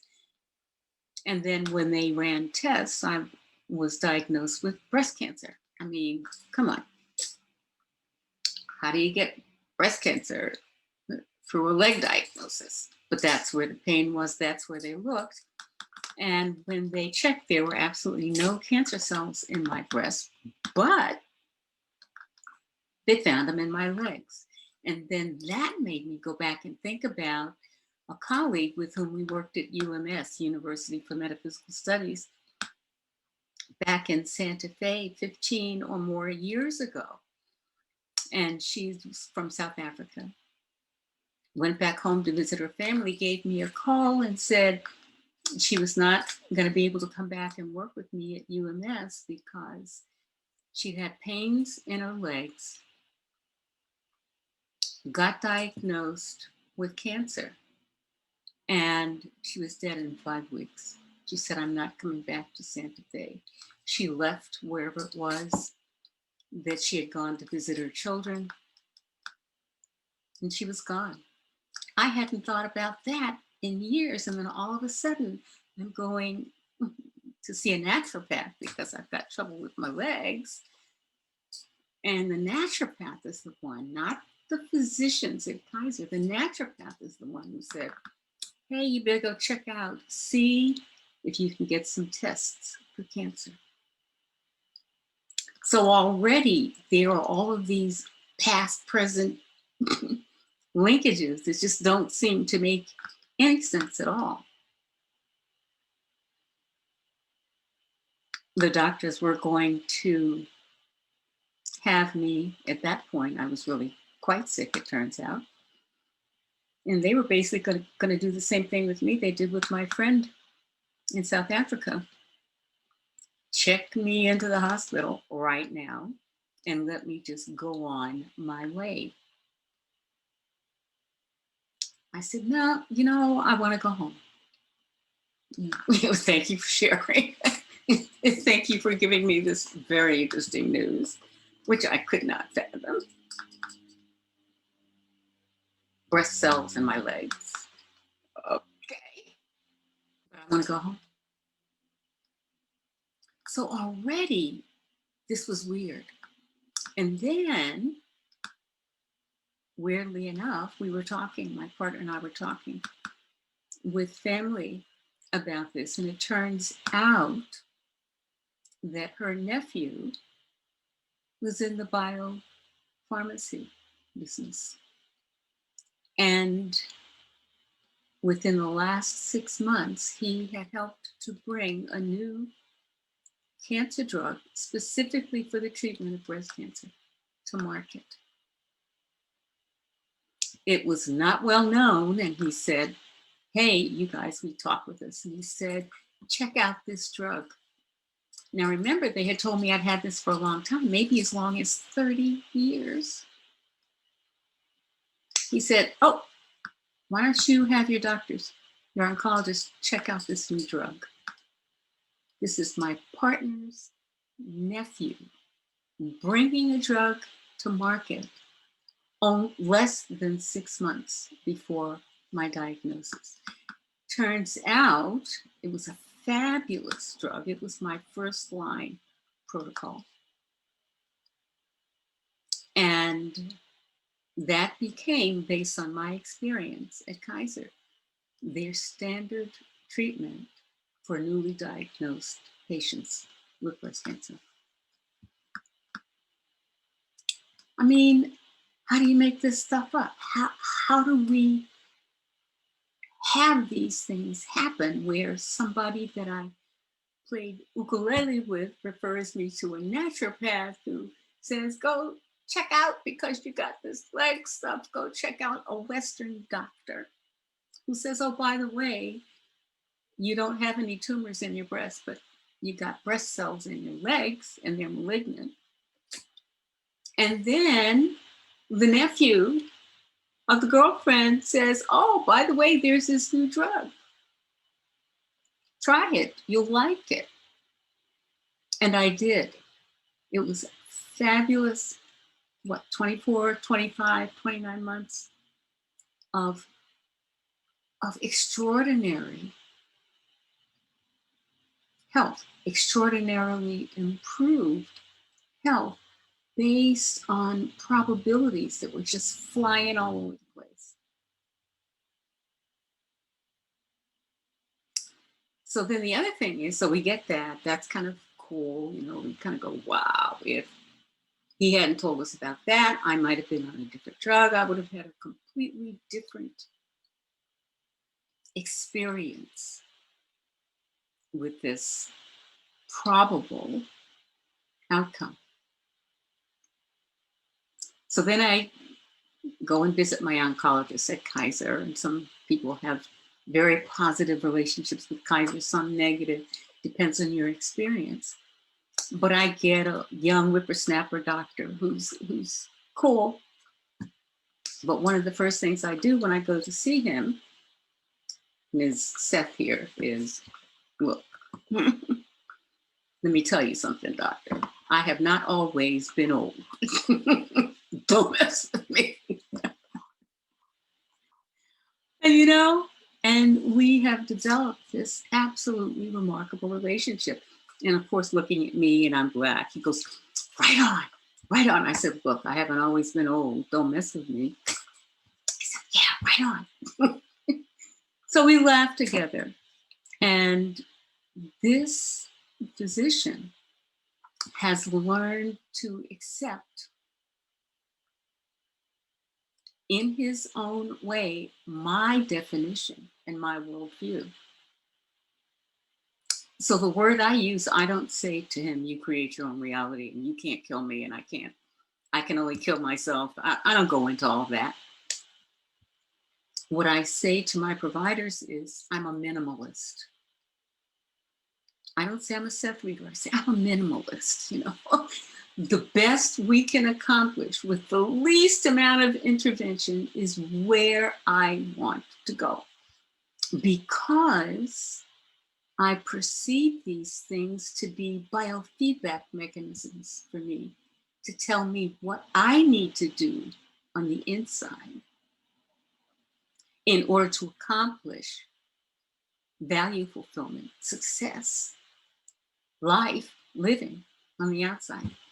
So my whole team now has me written down in the records as a minimalist.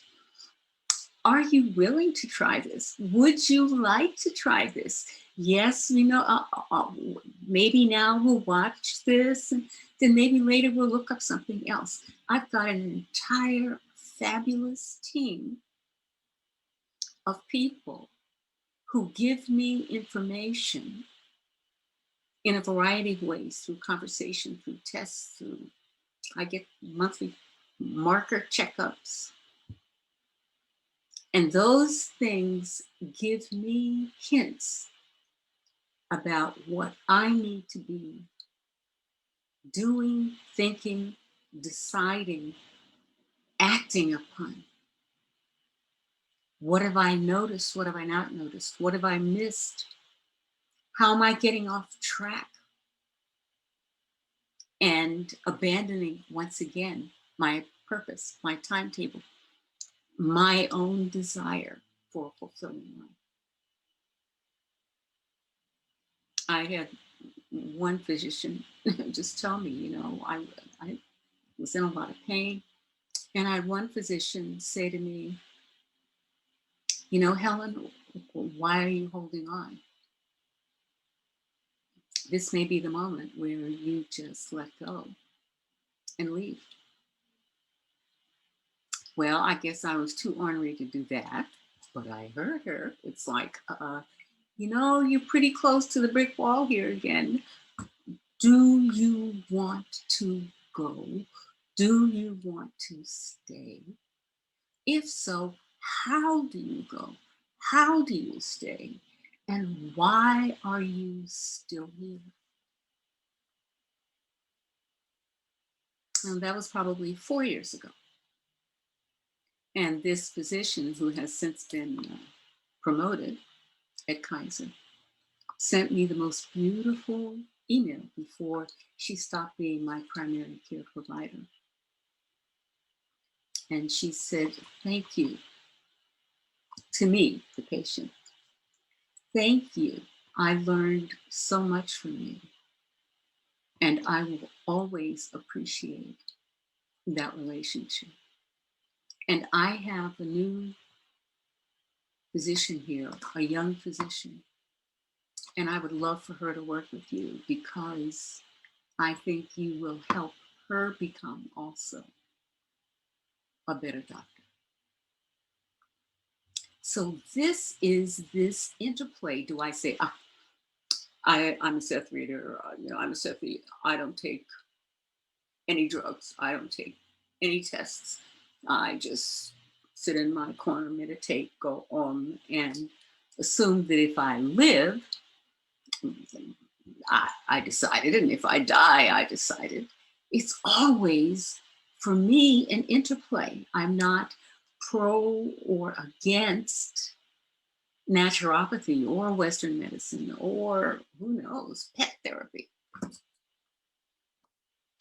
But I use those moments to give me information from the outside that helps me work with my own inner fears, beliefs, desires, wishes,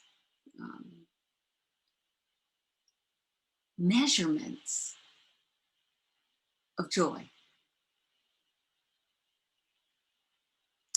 And that has been a most remarkable journey.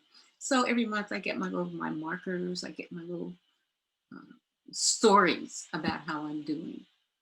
And sometimes one marker's going down and the other one's going up. And they go, well, that's really unusual, Helen. We don't usually see that. Either we see a trend, there are two they use with me.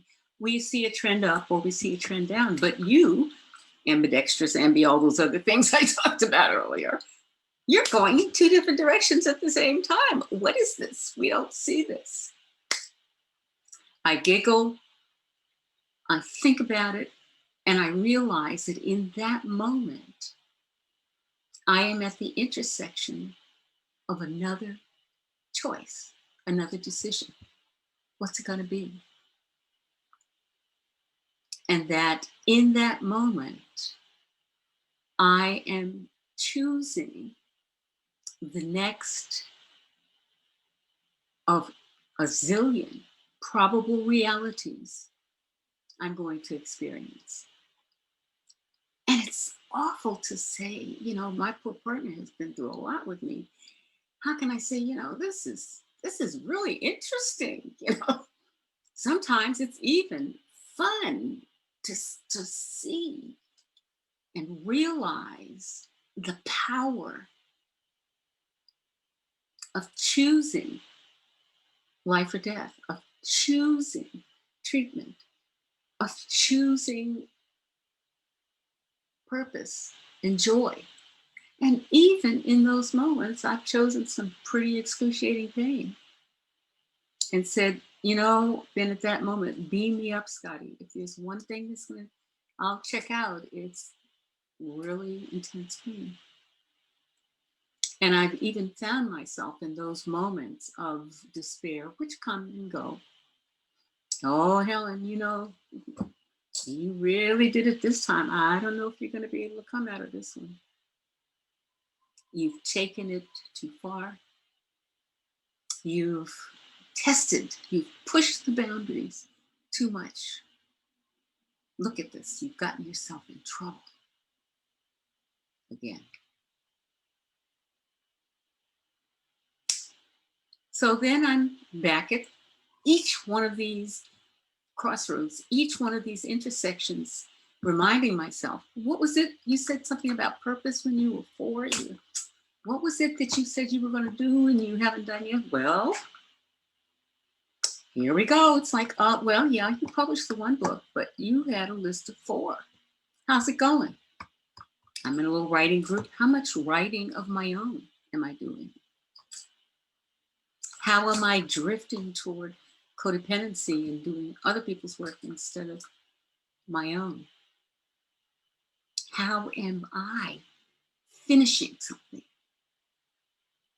that I said I want to finish? And when I get to that moment of just about going, warmer, cooler, warmer, closer, farther away, something kicks my butt and says, come here, girl, come on back. What's your purpose? And so I'm learning to say no. I'm learning to say, can't do it this week. Well, after next Thursday, let's do it. Instead of course, and then drop everything and then get pissed off. I'm learning to say, you know what? Not now, but in a week, or not until April, or whatever it is.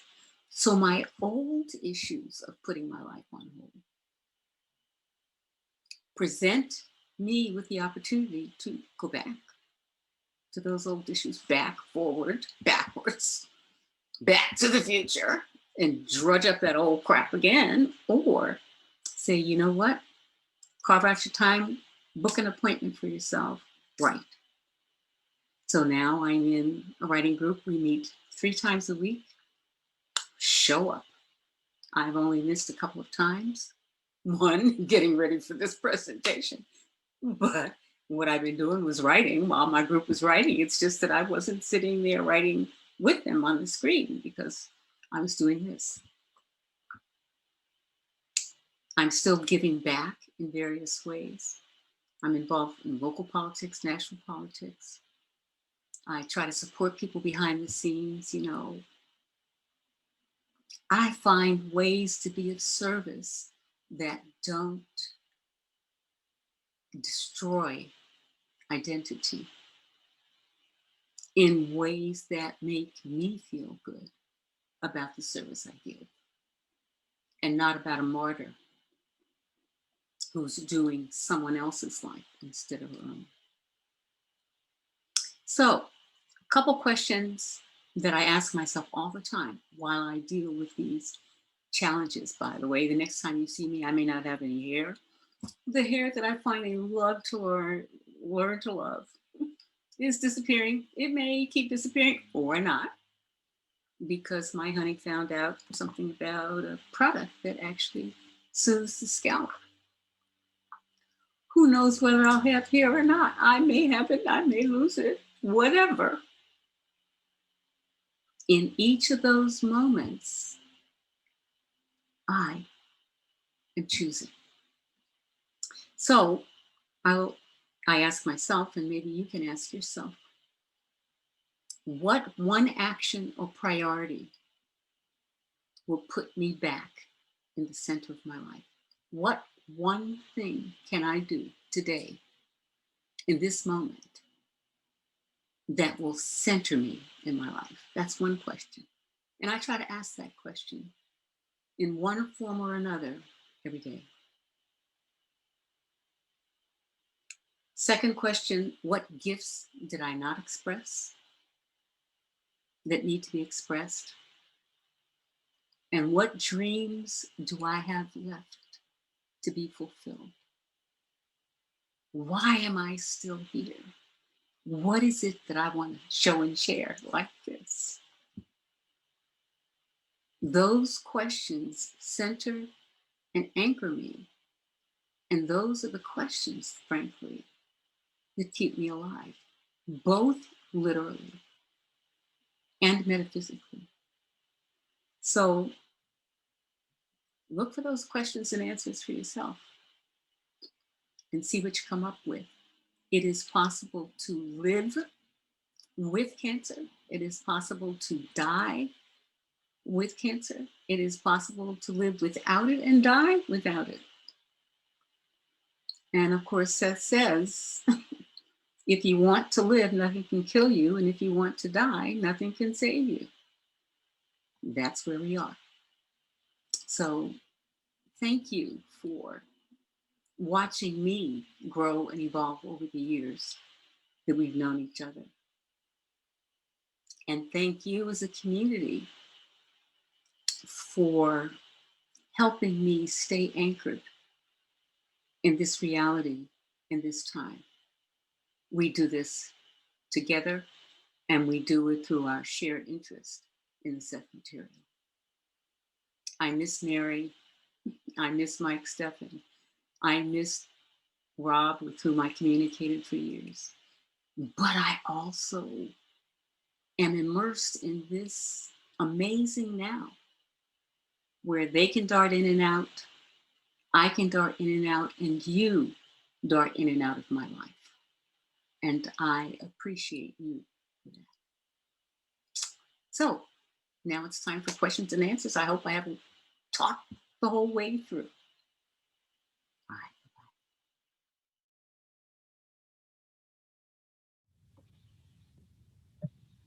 Welcome, everybody, for the live Q&A portion. We're super excited here. We've got Lilia and myself, and now we have Dr. Helen Stewart with us, joining us. So we're super excited to kick things off into the live Q&A section. So I'm going to hand it over to Lilia, see if you have any enticing questions, lovely questions that are coming in from the audience. Definitely. And we have a really interesting one to open up with. How do clues to other probable selves show up in the physical body? Yeah, thanks for that. You know, there are so many stories, we could go off on this, but things like my being uncomfortable with anything tight around my neck. Mm. And I found that I have necklaces and scarves, and I used to have all these wonderful things, but there was a time, not anymore, there was a time when I couldn't stand anything around my neck. And as I started exploring this, I kept a dream journal for years, realized I'd been hanged. And that shows up. Or standing in the kitchen, not wanting knives to stay in the dish drain because of some notion. And then I found out that I don't know what I was doing to deserve it, but in several different lifetimes, I had been stabbed to death. So it shows up not only in the physical body, but also shows up in the environment, literally in the environment. A couple of other things. There was a time when I would go back and forth between the Northeast and where my parents were. We'd have to drive through Maryland. And I was, as a passenger or as a driver, I would get these heart palpitations whenever we crossed the border into Maryland. And I'm going, what is this? My dad was stationed there just before he retired. I had no particular connection with Maryland in this time. And even if I were a passenger and was sleeping, I would wake up like, bah, as soon as we land in Maryland. And I realized at some point through other journeys, whether dream work or regression work, that I had been a runaway slave and had either been running through Maryland, taking other people through Maryland, I'm not sure. So that was a place that triggered. Or I lived in Germany. And when I went to school in Cambridge, there was a German restaurant, a Ratskeller, in Cambridge. And I found, while I loved the food and I loved the place, you had to go down these steps to go into this restaurant, and I would start getting nervous. I stopped going. Well, I actually lived in Germany in this time. I actually felt very much and several times to be connected to World War II. So I was born in 1942, but I had these concurrent lifetimes where it was impossible to be both a Polish Jew, a German, and a French resistance worker all at the same time. And yet that's exactly what my experience showed. Counterparts. So the birthmarks. Sometimes if you have a birthmark, it's a clue. And I remember doing a regression with somebody who had a huge birthmark on their thigh. And I was going, what is this about? You know, we call it a birthmark, like it's the parents may think it's a problem with the child. It's like an echo coming in. Like an echo. It turns out the person had been a sailor and was killed being in battle and then dumped overboard from the ship. And in this time was a different gender, but had this huge birthmark on the leg where in that regression, the person had been beaten or, and whatever happens in war. So when you have these weird sensations that come out of nowhere, they're coming out of somewhere. Right. Whether Yeah, you, there's- whether you pay attention or not. Anyway, I don't want to go on too long about that. Yeah, there's no accidents. It's like everything, there's so many layers of reality happening simultaneously, and we're just tuning into one thread of it. But sometimes we see echoes of the other threads coming in and the overlays, and it's really amazing. All the feelings, they don't exist in a vacuum. There's always something there. There's no randomness, so to speak. It's like there's always a thread we can follow and discover. And so there are clues. Point at something in your body and go, what's that from? Why that? Right. And then see what happens. Make it up. Right. That's one way to open the psychic, is literally just let your imagination open those channels, prime the pump, so to speak. Great. So any other questions, Yes. Lilia? What advice would you have, Helen, for caregivers working with loved ones who are facing a life-threatening illness when they themselves do not subscribe to a Sethian type of perspective and the caregiver does? Well, a threshold approach for me is you meet people where they are. Mm-hmm. I don't say to somebody who's dying, oh, it's okay, you're going to live again, or you're not really going to die because Seth told me so. I don't know if I'd go there. One of the things I would do is, one, take care of myself. There is clear data that many people who are caregivers sometimes die before the person they're taking care of. And I remember a colleague in New Mexico who was very famous, and her daughter, her 55-year-old daughter, with whom she had been estranged, came home to take care of her. The daughter died before her 93-year-old mother did. So the other thing is find out use this as an opportunity to know who you are and what you believe. Permit the person who is going through this their own experience, because one of the things, having been on both ends of this spectrum, give the person a chance to hurt, to grieve, to feel pain. Don't shape their experience for them, and don't ignore your own. We're all connected. Get some help. I mean, I was lucky. Hospice was 1 block from our house. My partner died at home. A hospice just happened to be 1 block from where we lived. And we started to open up a hospice cafe because the hospice workers would love to come and talk to somebody who approached death in a similar kind of way, who could be light about it, who could be open about it. That Seth orientation helped me be present for them and serve them while they were being present for us and serving us. Mm-hmm. So, don't take it all on. Don't take it personally. It's not all about me, sorry. My reality is all about me. And you, even if I want you to stay, maybe you don't want to stay. Seth says, you want to die? Nothing can keep you here.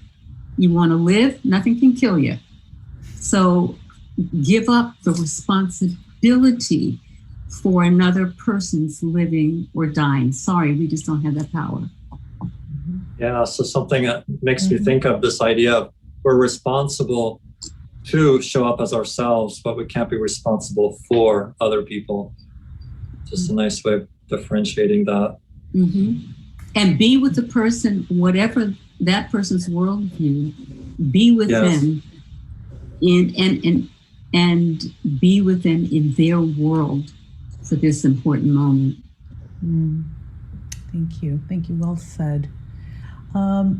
Sort of a follow-up to that we had from Lisa and Claire. Were there any particular reasons why your identity became tied up with taking care of others? And as a follow-up, do you have any advice about shifting away from an identity that is no longer constructive? Oh, How much time have we got? Yeah, right. I think that may have to be our last question. Yeah. A couple of things about that. One, I could say something like, well, I was brought up in a codependent family. Mm-hmm. You know, a lot of people who are codependents have parents who drink. Neither of mine did. They have mental illness in the family, which often shows up in similar fashion to substance abuse. I could find all kinds of out there explanations for why I became a world-class. I mean, one of my friends said, Helen, you are a world-class codependent. And you know what? I haven't found anybody who was worse than I was. I'm saying was because I think I'm working on it. But that's true. The shift, I think, comes from one being hit over the head with a 2x4. Mm-hmm. Are you going to live or die? For me, the shift came with falling in love again with someone who didn't need to be saved, who gave me and we'd known each other for 45 years, but didn't become partners until a few years ago, who gave me the opportunity to be a different, probable Helen, knowing my past, knowing my family before, who said, you know what, it's okay. You can be different now. And I think that matters. So choose your friends, choose what you read, what you eat, where you go, how you spend your time. It's when I say, did you mean it? That's what I mean about 24/7. In every moment, having cereal or not this morning, or was it going to be oatmeal? Or was it going to be something that I thought somebody else might like instead of me? In every moment, looking for inner resources and good company to say, I like you when you're not codependent. More of that. Mm-hmm. So finding others to reflect that back to you. Mm-hmm. Yeah. And finding it, you don't have to go out, just allowing, permitting, being found. What a grace to be with someone who just allows you to be your true natural self and supports that. What an amazing goodness gift to receive. Yeah. And my advice is don't wait till you're 70 like I did for it to show up. Not early. And in perfect timing, which Yes. I believe we are there. At the end mark, okay. Sounds good. We covered some nice ground. Thank you, Helen, for being here for this live segment so we could get a little interaction with the audience. We'll definitely, very good chances we'll meet again as we already have in our first interview. So thank you. Thank you for being with us, for joining us here. And thank you for being here. Yeah. And permitting this. Thank you. Yes, yes. Great pleasure, Helen. Thank you so, so much. All right. So. Welcome. It is time for our sixth and final speaker on this lovely Saturday of the California Seth Conference. And our last speaker today will be none other than Ejay Jamb. Some of you may have already been familiar with her as she is the founder of Seth Network Australia, as well as the administrator of Seth Network Scotland. So she has been a Seth reader for 33 long years and has gained much insight from the teachings. And today, Ejay will be speaking on Self-Disapproval, a story of flagellation. Now, I have to say I'm very excited about Ejay's talk because I can truly relate to this dilemma. And of course, many of us, if we're honest with ourselves, we can relate to beating ourselves up and berating ourselves and being hard on ourselves. So I sincerely look forward to what insight she has to offer on this particular vulnerable and powerful topic. So let's give Ejay a really warm, heartfelt welcome to our etheric, to our virtual stage.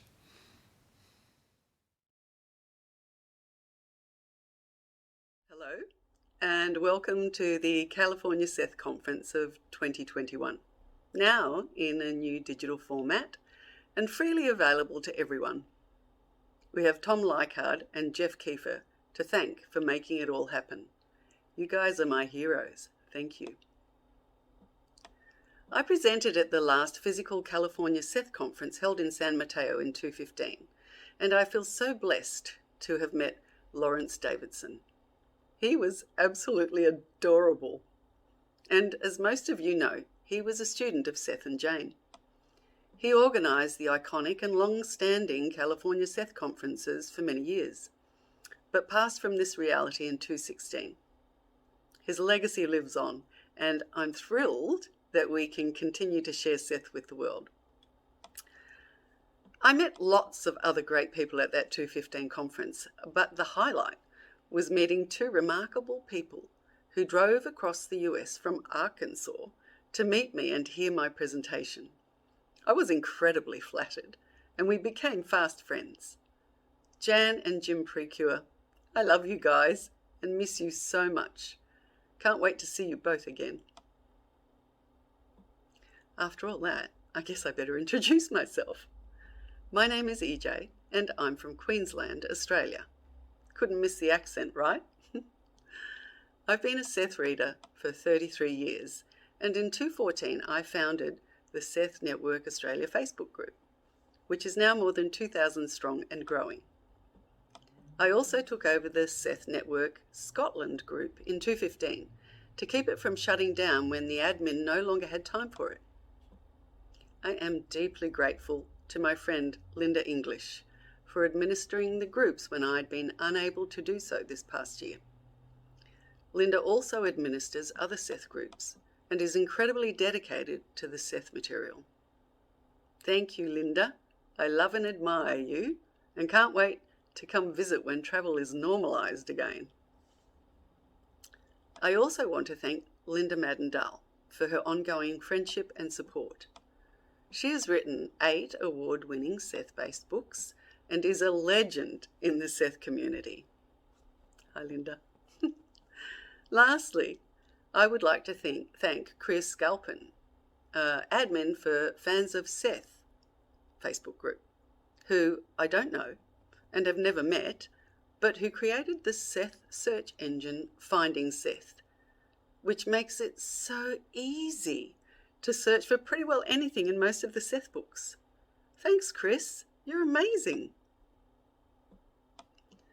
I am honoured to be here today and share my perspective on the Seth material. Just to let you know, I am irreverent, not so serious much of the time, write humorous poetry and stories, and have a dark, offbeat sense of humour. You've been warned. Conversely, I'm talking about a pretty serious subject today. Go figure. Because this was pre-recorded, I pretty well wrote this in my undies, slurping coffee or wine whenever I could squeeze in an hour or two of writing. I didn't even have to put my lippy on at 3 or 4 in the morning to present due to time differences. This digital conferencing thing has a lot going for it. I may look dressed from the waist up, but what I'm wearing on the bottom is a mystery. If anyone wants to get an impression of what I'm wearing on the bottom, just for the fun of it, let me know at the end of the presentation. I'll stand up and expose the nether portions. I guarantee I'm not naked. We do paper bag experiments in our Seth groups in order to develop our inner senses, and it's boisterous and entertaining. And this will just be another variation of that game. Stay tuned for the reveal. Before we begin, I would like to acknowledge my lovely friend Mary Dillman, who was my fellow presenter at the 2015 California Seth Conference and who passed from this reality not long ago into new adventures and was researcher extraordinaire of all things Seth, Jane and Rob. She is sorely missed, and even though I know how this works, I am saddened to have such a dedicated Seth friend and supporter of the material leave this reality. Thank you, Mary, for all you did for the Seth material and those of us who love it. I would also like to pay my respects to Rich Kendall, who was a student of Seth and Jane, who also passed from this reality a few months ago, and who wrote about his experiences with them. His books, The Road to Elmira, Stories I Never Told Grandma, and Seth Inspired, can be purchased through Amazon. His blog is still available to read at richkendallblog.wordpress.com. On to self-disapproval, the story of self-flagellation. Let's start with the definition of disapproval from dictionary.com.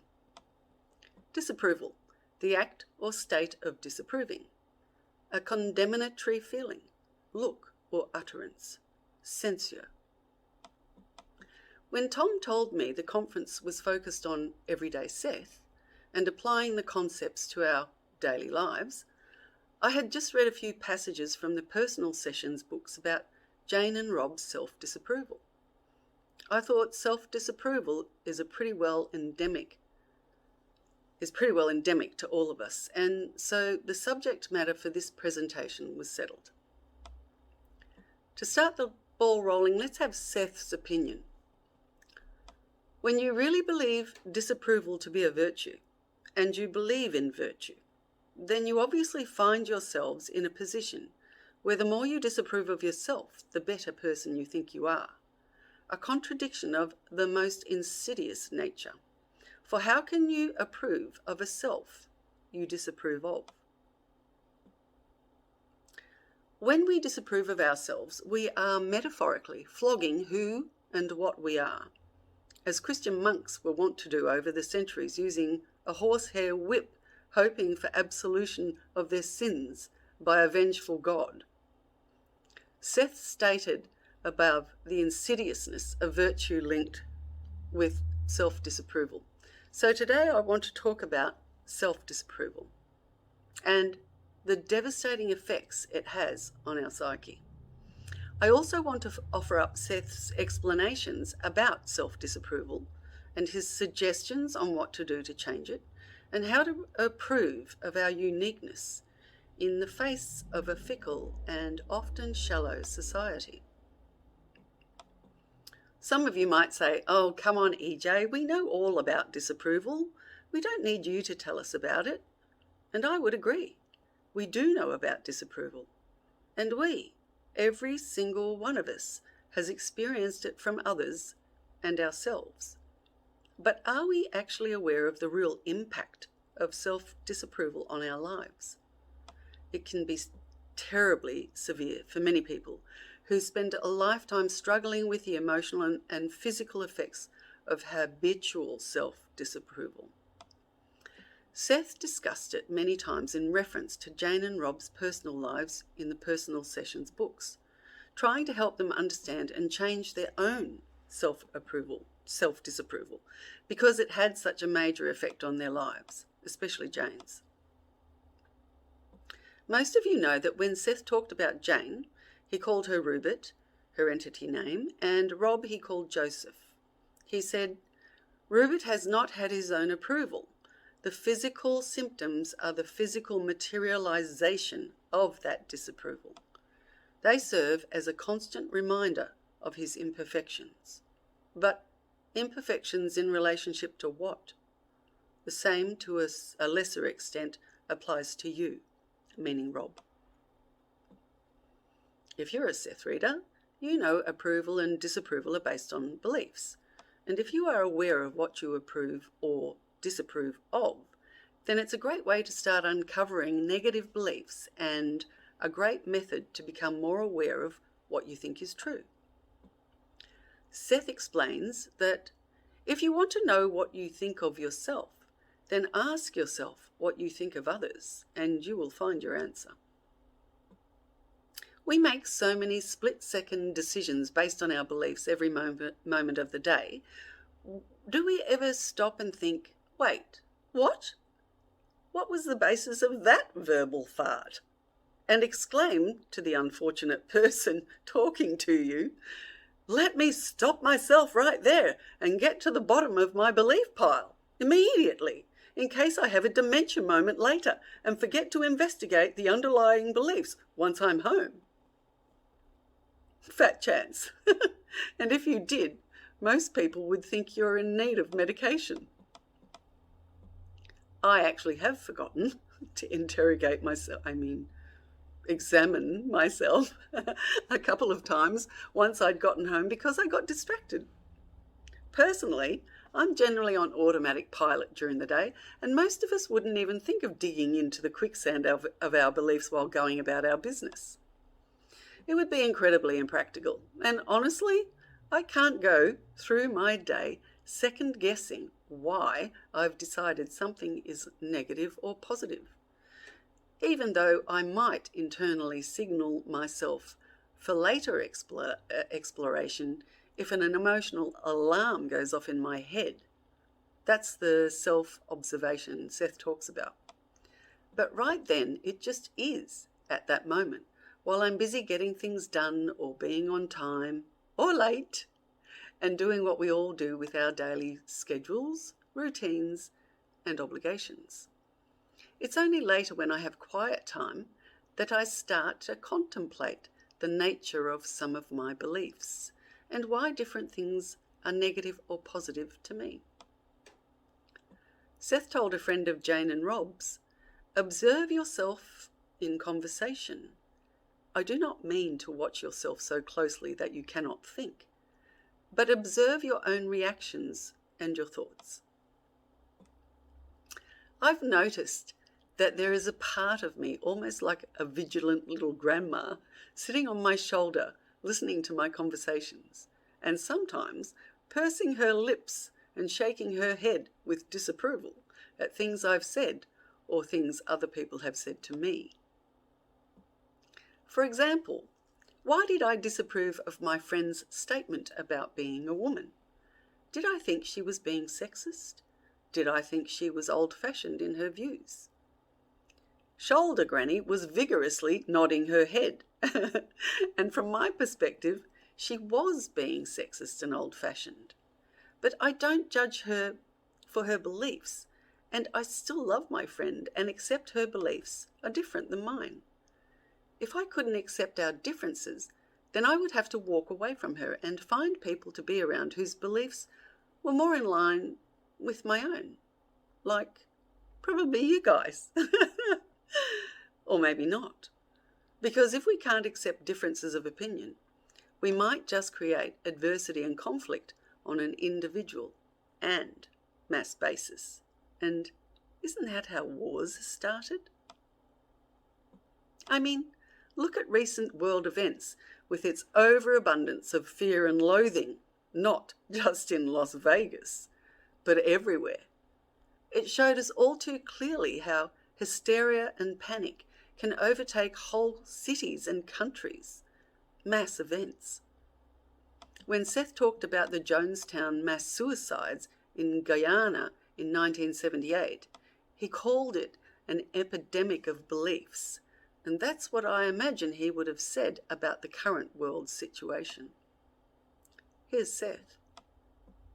The adult who falls prey to a flu epidemic has little conscious awareness of his own reasons for such a situation. He does not understand the mass suggestions involved or his own reasons for accepting them.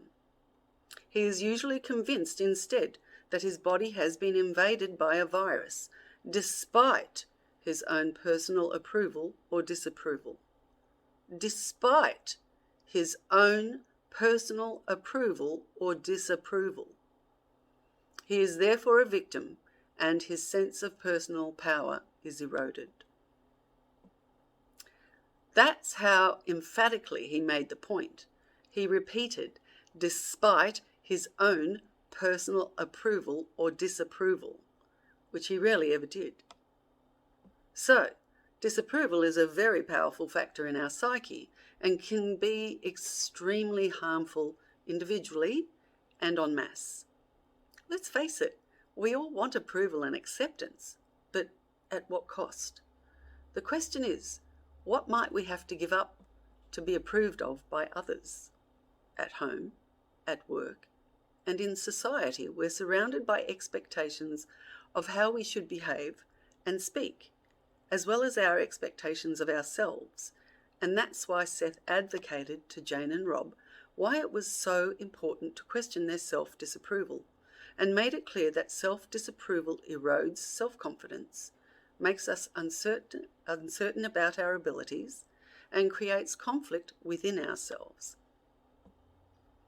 Our internal chatter is the gauge of what we think is true about ourselves and others based on beliefs. We are quick to diminish ourselves to others because it's expected, and society thinks it's unseemly to tell people how marvellous we are. We're considered braggadocios unless we play down our abilities. Hear the conversation when you are praised in some way, and your response might be, "Oh, no, I have a long way to go," or "Thank you, but there are so many other people better than me." And worse, we diminish ourselves to ourselves. Hear that internal dialogue. "I'll never be as good as so-and-so," or "I'm not smart enough to pass the test," or "I'm not attractive enough to wear those jeans," etc. It's often an endless litany of self-criticism. I'm ugly, I'm stupid, I'm scared, I'm fat, I'm gullible, I'm insignificant. That niggling internal voice that undermines us unchecked, making us feel inadequate and inferior. It hurts to feel so bad about ourselves. And is it any wonder we have millions of people all over the world with anxiety, depression, and other mental health issues? And think about this. If we don't approve of ourselves, how can we approve of others? It's a right conundrum, isn't it?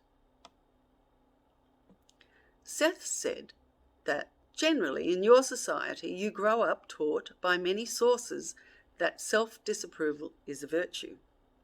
Both religion and science, parents and schools stress that idea, and it is one of the most important causes of mental alienation, spiritual and physical distress. Ain't that the truth? Let's make it simple. When we disapprove, it's negative, and when we approve, it's positive. But is it that simple? Well, yes and no. Let's return to Seth here and let him explain about disapproval. And, lucky for us, he had Jane and Rob to use as examples. Test dummies, as it were. I think I'm glad it wasn't me, but it did give absolute clarity to Seth's meaning and application. I salute you, Jane and Rob, for your brave legacy to the world and sharing the most intimate details of your lives to help us. Here's an example. Seth. Rupert believes he should be a TV personality, a healer, a writer, an excellent psychic versed in all of the most esoteric traditions, a magnetic personality. He believes he should be objectively intellectual, cool and calm, and spontaneous at the same time. He should be in glowing health, glowing, and shine amid the multitude, a rather impossible task that would make any individual feel quite inferior by contrast.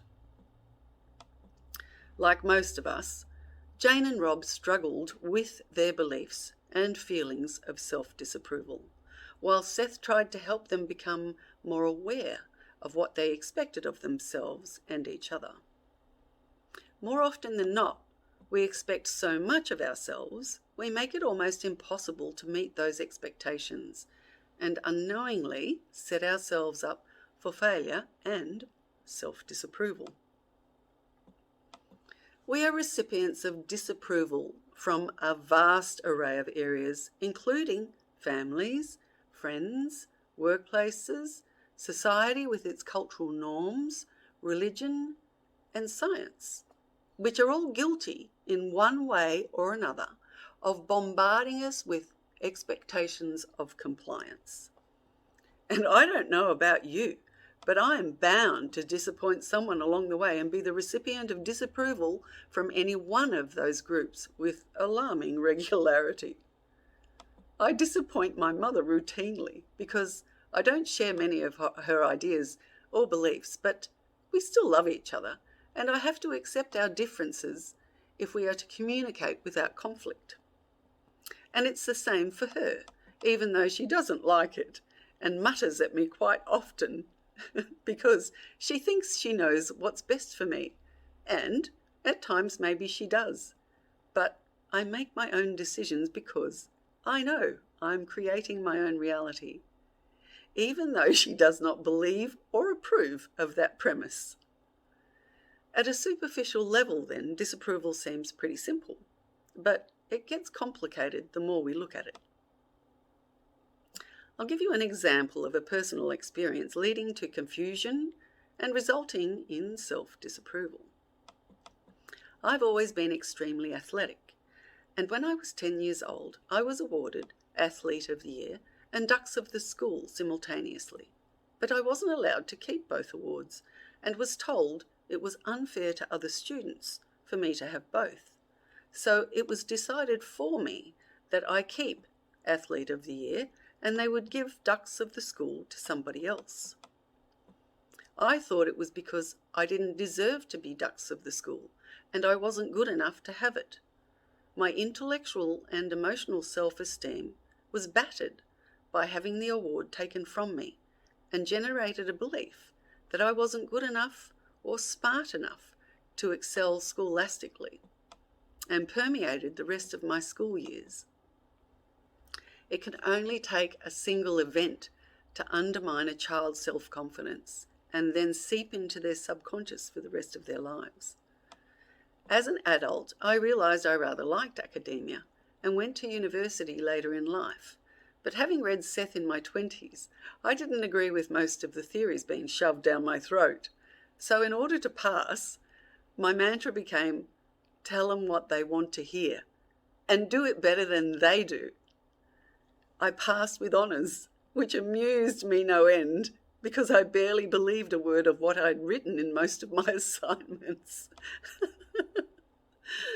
Over the years, I've worked hard to please myself and tried to let go of guilt when doing so. The habit of pleasing others in order to be approved of by them was ingrained from childhood and hadn't always made me happy. In fact, a lot of the time it made me angry with myself and others, and I'd be full of self-recriminations for feeling guilty at all. But I just couldn't seem to break free of feeling bad when I said no to someone, or I would agree to do things I didn't really want to do. A common story for many of us. Being a Seth reader, I was aware of the destructive nature of guilt and worked at releasing myself from its clutches. Even though I'd figured out what the offending beliefs were, I still felt the emotional pull of guilt for putting myself first. It took a long time for me to feel comfortable with expressing my honest feelings, and I'm much happier for it, even though guilt does occasionally raise its hideous head to frown at me with disapproval when I stand my ground against being manipulated. It also means I am the recipient of disapproval from people who were close to me and who may not talk to me much anymore. But I've learned to live with that. Seth said, guilt can be used to manipulate people, of course, and it is a fine tool in the hands of government, religion, science, or any large organisation that wants to retain its power. He nailed it there. And let's not forget, it's also a great tool for parents, partners, children, and siblings alike to mould your behaviour in accordance with their own wishes by using guilt as a weapon. In fact, anyone can guilt you into doing almost anything if you allow guilt to dictate terms. We're swimming against the tide of mainstream beliefs, or as Seth called it, the official line of consciousness. If we question what we're told and please ourselves rather than others, it can make life very sticky at times because, like me, you can be at odds with all of those groups mentioned above. And even more risky if you decide to please yourself at your workplace. For example, if you step on the wrong toes, you may end up unemployed. And if you're not in a financial position to be without income, life just got harder. You might have contemplated leaving, but don't have another job to go to. What to do? Be true to yourself and keep your own approval? Or comply for the sake of being approved of by others so you don't lose your job? Only you can answer that. But remember, we construct our own realities, and if you go with your impulses, another opening will reveal itself because, as Seth drilled into us, that's how impulse works. Your inner self has got your back. To approve or disapprove, that is the question. Or not, because it's clear that when it comes to self-disapproval, the underlying narrative is incredibly deceptive. We're scarcely aware when we internally slug ourselves and automatically accept self-condemnation without a peep. If we're not on the lookout for it, it flows, unacknowledged and unchecked. Self-disapproval is linked with so many emotional problems, it's almost incalculable the damage it does from childhood through to adulthood. Being manipulated, used, castigated, and punished seems to reduce our opinion of ourselves and sticks like freshly spat out gum. We're also more likely to be disapproving in our approach to others, having been conditioned by our environment to disapprove of ourselves and each other from birth. Conversely, Seth explains that an animal approves of itself unthinkingly. It certainly does not judge itself against any other animal. It knows quite well that some are stronger and some weaker, but it approves of its own uniqueness, glories in it, without having any other picture in its mind of what it should be. It has its own approval. Methinks my cat has more sense than I do. Fetch the catnip, Granny. Chop, chop. Meow. And don't forget, we don't start life disapproving of ourselves. It's a process that happens when we are continually disapproved of. Seth told Rob, you learned to communicate your disapproval to each other far better, as a rule, than you communicated your approval. How disappointing that we would be more likely to express disapproval than approval. It just goes to show the chronic nature of a world that finds fault before forbearance. And what about the perfectionists among us? How frustrating it must be to never be content with your own or anyone else's performance. And this from Seth. Perfectionists, however, not only take a dim view of problems, but consider each one a blot, a proof of inferiority in themselves or others, and they see such blots everywhere. They are in a certain fashion overly conscientious, and they fear spontaneity lest it be less than perfect. They fear flaws. Being a perfectionist automatically prompts disapproval. It's the side effect of never being satisfied.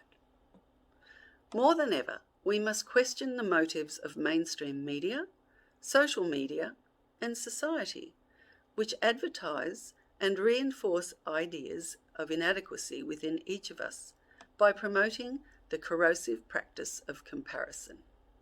A loaded game where we contrast ourselves with what is considered the highest standards of wealth, health, youth, beauty, education, and intellect, to name a few. Most people fail to achieve any of those criterion and as a consequence become demoralized and dissatisfied with their lives. Seth has said comparison is the thief of joy, and it's never been more obvious than now. Television, the internet, schools, groups, corporations, and more are constantly influencing our ideas about ourselves, with generally poor results for our self-image. No wonder we're exhausted and overwhelmed. Even my neighbours frown with judgy disapproval if the weeds in our yard are a week overdue for snipping. The property managers expect fiercely manicured squares of disciplined greenery from all their tenants, not untidy blades of grass dancing in the breeze. How dare nature try to grow out of our control?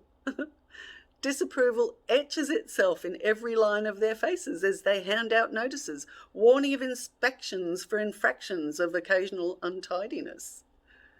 And who would have the audacity to leave their bins out for a couple of days after they've been emptied, as curtains up and down the street are pulled aside, showing outraged countenances at our careless lack of concern for the neighbourhood's image? The competition is fierce for the cleanest and tidiest abode. Flyers announcing number 75 as the winner for the month's Tidy Tim Award clog letterboxes, declaring the smiling approval of the neighbourhood. Number 64 will be receiving a chilling letter reeking with disapproval from the Committee for Street Appeal, warning of the consequences for non-compliance with the deadline for bin duty. Disapproval thrives everywhere. Just ask any teenager. We are walking dichotomies, pulling ourselves from pillar to post to be approved of by anyone, even the cashier at the market, who glares at us for daring to have one more item in our baskets at the express line than the prescribed 10 advertised in stringent letters above the cash register. Naughty, naughty! How many times a day do we actually hear the sound of approval without the expectation of compliance behind it? Not enough, that's for sure, and beliefs are the foundation of it all. It's a good start to recognise beliefs that cause self-disapproval and to work at changing them, but as Seth mentioned, they are so paramount in our world that I think we could be in danger of becoming social pariahs for going against the herd mentality.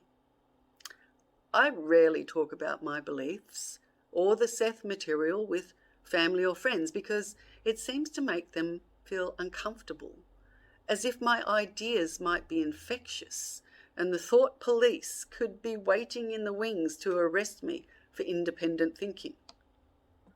They even get defensive and angry, as if the idea of creating your reality is a heresy of the worst degree and taking responsibility for your life is repugnant.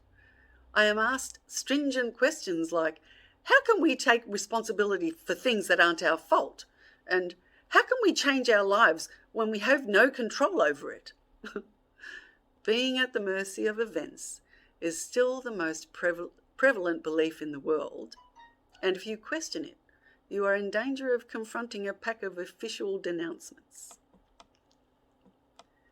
Disapproval is a national habit, a merry-go-round of sneering jubilation at anyone brave enough to question the official line's tenets and its alarmist headlines, which are meant to scare the hell out of us and keep us frightened and repressed. We are branded as conspiracy weirdos or slothful hippies if we try to discuss the construction of mass events and how each individual is a part of the world's joys and traumas. Social media disparages anyone and everyone just for the unholy joy of making people feel dreadful and censors anyone in opposition to the corporate giants' agendas. We have no privacy or say in how our personal information is gathered without our permission, and then used or sold to the highest bidder to influence our decisions for profit. Politicians are more concerned with being re-elected than finding long-term solutions for problems faced by the population.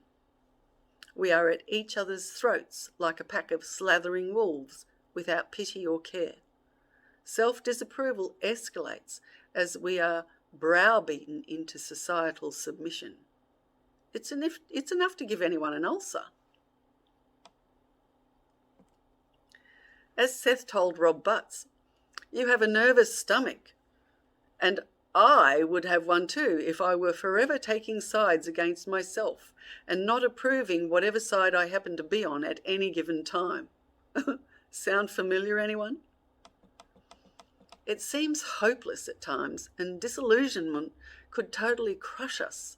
But fortuitously, Seth has explained how reality works, and when we apply it, we know it to be true. There is hope because we understand the nuts and bolts of forming reality, individually and en masse, and the comfort of having faith in ourselves and mankind buoys us up as we become practicing idealists. That said, the question is, how do we go about individuating ourselves, being true to our uniqueness without facilitating disapproval from everyone we love and the people in our lives? How do we avoid repudiation from our peers? How do we protect ourselves from the menacing disapproval we are bombarded with from virtually every avenue each day when we disagree with the official line? Or, more to the point, how do we not care if we're being disapproved of? We need concrete methods and techniques to facilitate self-approval within ourselves. Thankfully, Seth covered self-disapproval thoroughly for Jane and Rob and us, and gave specific advice not only on how to alleviate it, but how to virtually eliminate it from their and our psyches if they and we followed his suggestions. Jane and Rob did follow Seth's suggestions to a certain extent, but not as diligently as Seth would have liked. I found many references to self-disapproval in the Personal Sessions books and compiled a list of Seth's recommendations on how to deal with it and what the ramifications of self-disapproval could be. The caveat is that it is always up to each individual to use the following list in their own way, in their own time, and at their own pace. So, here we go, in no particular order. Do not be angry at yourself, it does not help. Try to recognize negative beliefs and be thankful that you can recognize them. Stop disapproving of your mistakes. Just give me 1 second. I'm going to pause here. Sorry about that. Just had a glitch. Try to live in the present as much as possible. Try to be more compassionate toward yourself and your feelings. You must trust your basic being with its characteristics and abilities. They have been given you for a reason in all of their unique combinations. Avoid labels, for these can stereotype your perception of yourself. Try to set goals and trust that the proper impulses will come to you to bring them about. Do not judge your feelings. The disapproval causes you to bury them. Out in the open, you can handle them easily. Forget ideas of good and evil. Do not look into the past with self-disapproval. Absolutes must be avoided.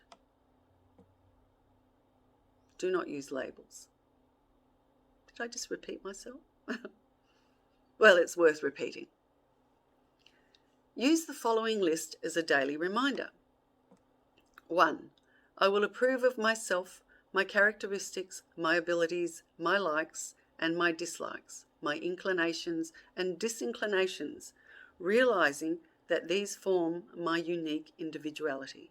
They are given me for a reason. 2. I will approve of and rejoice in my accomplishments, and I will be as vigorous in listing these, as rigorous in remembering them, as I have ever been in remembering and enumerating my failures or lacks of accomplishment. 3. I will remember the creative framework of existence in which I have my being. Therefore, the possibilities, potentials, seeming miracles, and joyful spontaneity of framework 2 will be in my mind so that the doors to creative living are open. 4. I will realize that the future is a probability.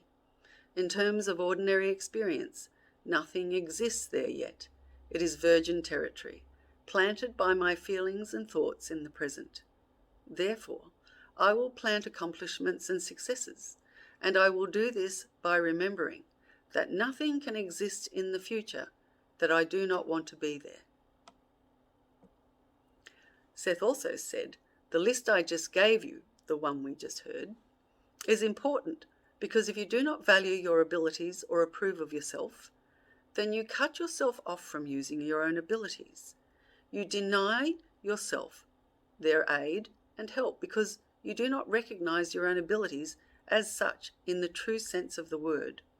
You question your own characteristics, and so your accomplishments fade in your eyes. When you do not approve of yourselves, then you do not approve of your own power. You do not let yourself appreciate the self that you are. Difficulties are based to one extent or another on self-rejection that has gone unquestioned. Since disapproval will never bring abundance or pleasure, it gradually cuts down on your options until there is little about yourself you approve of.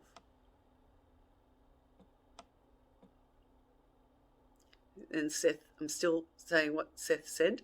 I have given suggestions for you to follow, many of them, and any of them followed with a sense of purpose. Any one of them would lead you in the proper direction. You fall into the habit of accepting disapproval as fact, instead of realizing that it represents a feeling you have at any given time. When you disapprove of yourselves, you rob yourselves of comforts meant to support you.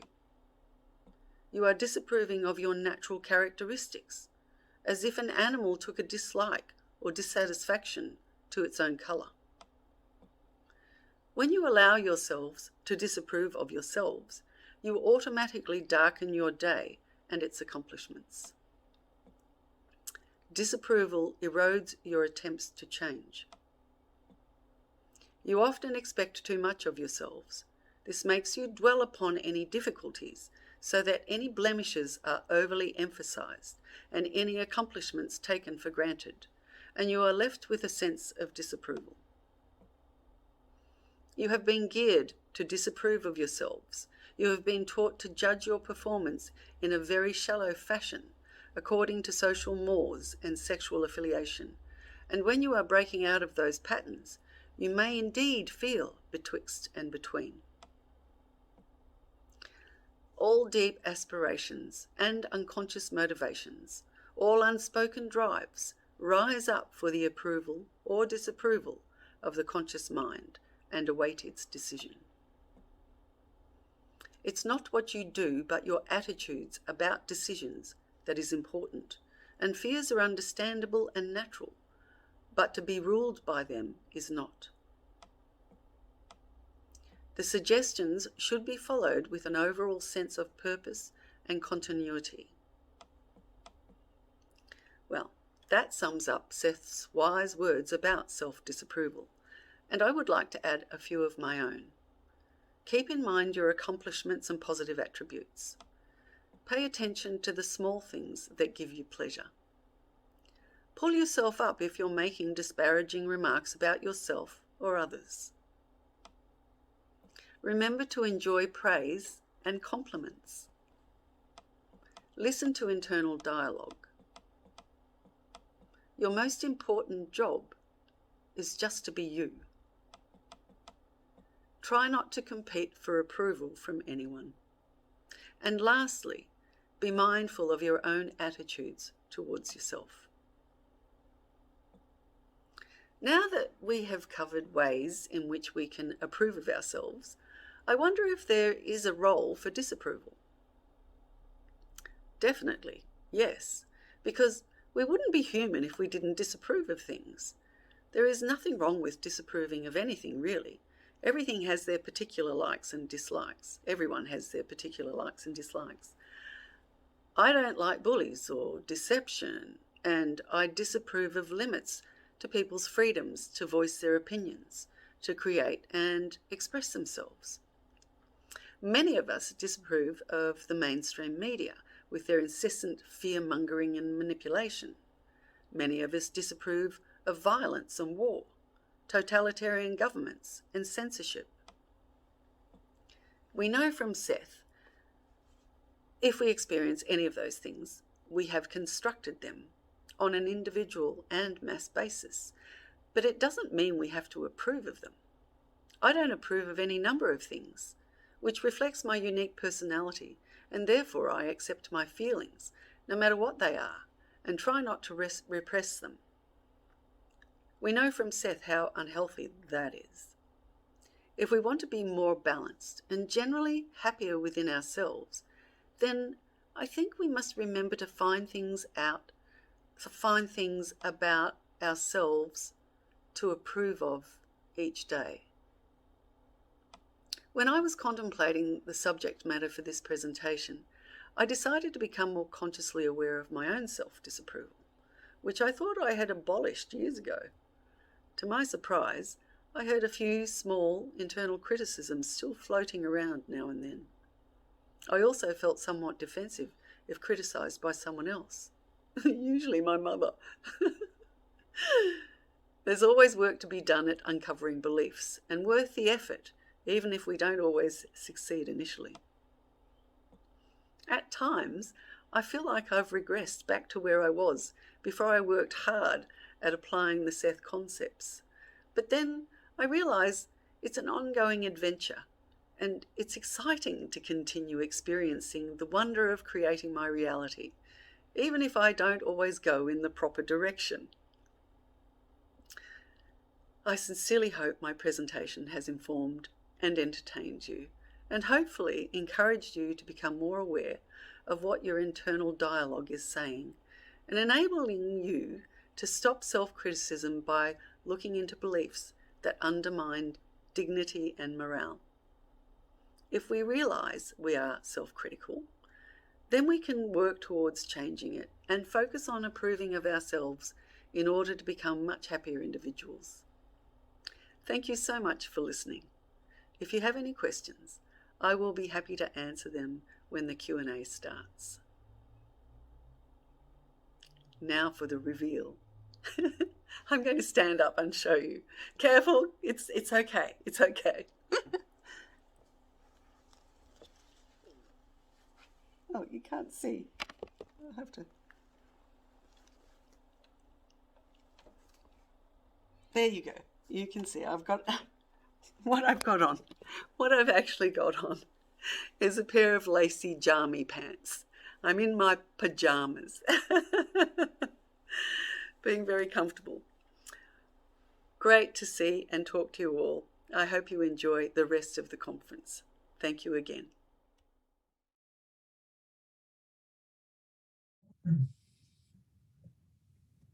All right, and so now we are here live with Ejay dialing in from Australia. So we're glad that you're here. It's early in the morning over there. She's just joining us now. So we're very excited to have this live interaction. And as you already know, Lilia is going to be fielding questions. But at first, I just have to say, humorously, I definitely more than approve of your talk. It was just electric and really get down to the heart of the matter, and I even loved the fear and loathing reference. That definitely tickled me as well. So I loved how you sprinkled it with humor but really got into a really vulnerable but powerful topic, because I really felt myself relating again and again and again and again. So thank you for bringing that to us, and thank you for being here. Oh, thank you so much for having me. I've really enjoyed it. Good. So Lilia, do you have any questions that you've discovered? And just before we jump in, it sounds like it's a logistical question. Ejay, I may have missed this, but there was a list that you referenced in your presentation. Yeah. And the viewers, listeners, would like to know if that list can be published. Oh, absolutely. I mean, I've got I wrote this presentation physically. So I will go back into my presentation and just list all of those bullet pointed. I actually bullet pointed them in the presentation.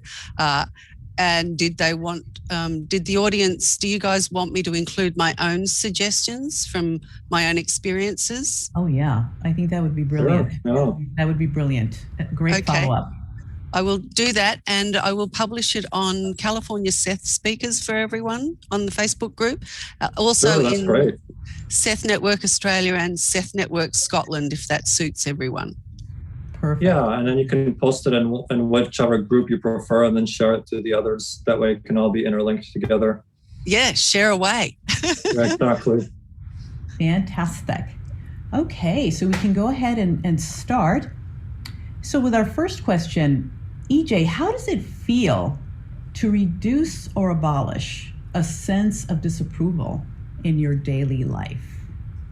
How does that feel? Well, I'm not sure you can abolish it. I worked long and hard to feel, to reduce, abolish. I'd love to say I abolished self-disapproval, but I don't think I'm quite there yet. I'm getting there though, and certainly with some major aspects of self-disapproval. It took me years, sometimes years, to understand and to address areas of where I self-disapproved of myself, because it came through my childhood.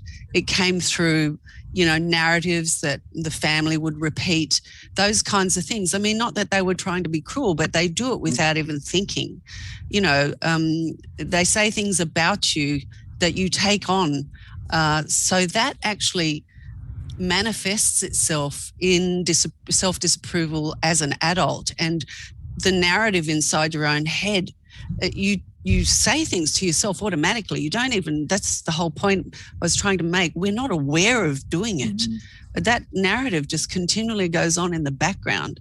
So when you address it, and I think one of the major aspects is that first point where you decide, I'm going to address that disapproval and try to find out where it came from, looking down into your childhood where those beliefs obviously started.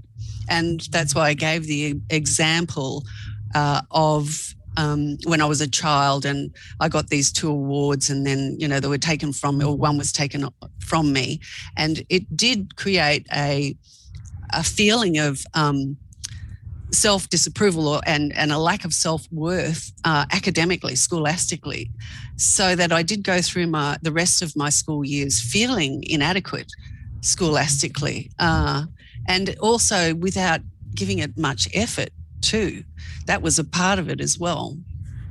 So I decided to address that, and I had the support of my partner at the time, who told me he thought I was very clever. And that helped increase my self-worth, my idea of myself and my academic abilities. And then finally, I took my courage with both hands and entered university, and I excelled there. So that also encouraged my belief and that self-worth scholastically again. So even though by that stage I'd read the Seth books numerous times, and I was deeply involved in the Seth books. So I didn't believe a word of what I wrote academically, because it wasn't in line with my own beliefs. And to address that, I had to look at myself, take it down to where it may have started as a child, and actually look at my family and how they structured their own beliefs, and extricate myself from it. And the feeling when I was dealing with that, after a while, I started to feel a burden lift, to feel a lightness within myself, so that when other people looked at me in any way that wasn't disapproving, I just didn't care anymore. In fact, I found it quite humorous for people to disapprove of me.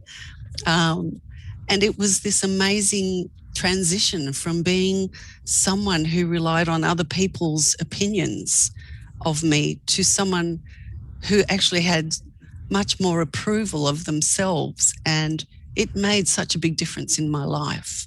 And I hope that with this presentation that I can encourage others to try to do that for themselves, because it is a much better life. Absolutely. Mm-hmm. I can so relate to that. Just it's like peeling yourself out of one box, you find yourself in another box, and you peel that off and you peel that. And it's just like all these layers of negative beliefs. We've been conditioned to deny our own true self, disapprove of our true self so that we can get the approval of others, but then we're living these empty lives. So I completely relate to everything you say. So thank you. Yeah. Thank you. Yes, it's amazing how we're not even aware. I think you know, it's a narrative, an internal dialogue that just is repeated without check. It's like a self-hypnosis.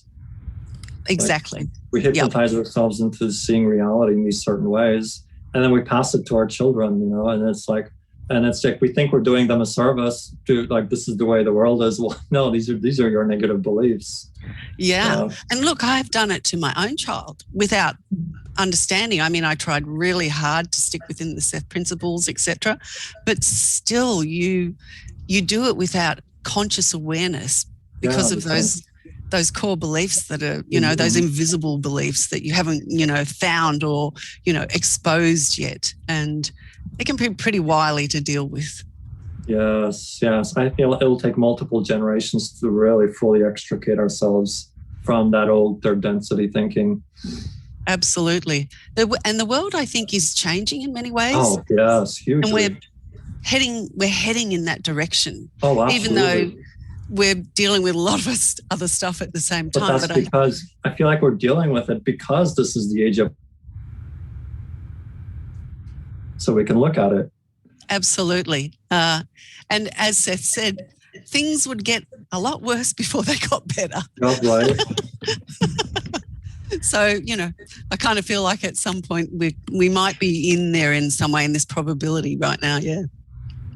Wonderful. Right. Well, So let's see if we got. I think that you both touched upon child rearing and how do we bring up children with a balanced sense of approval. So what advice would you have for parents to cultivate a balanced sense of self-approval in their children?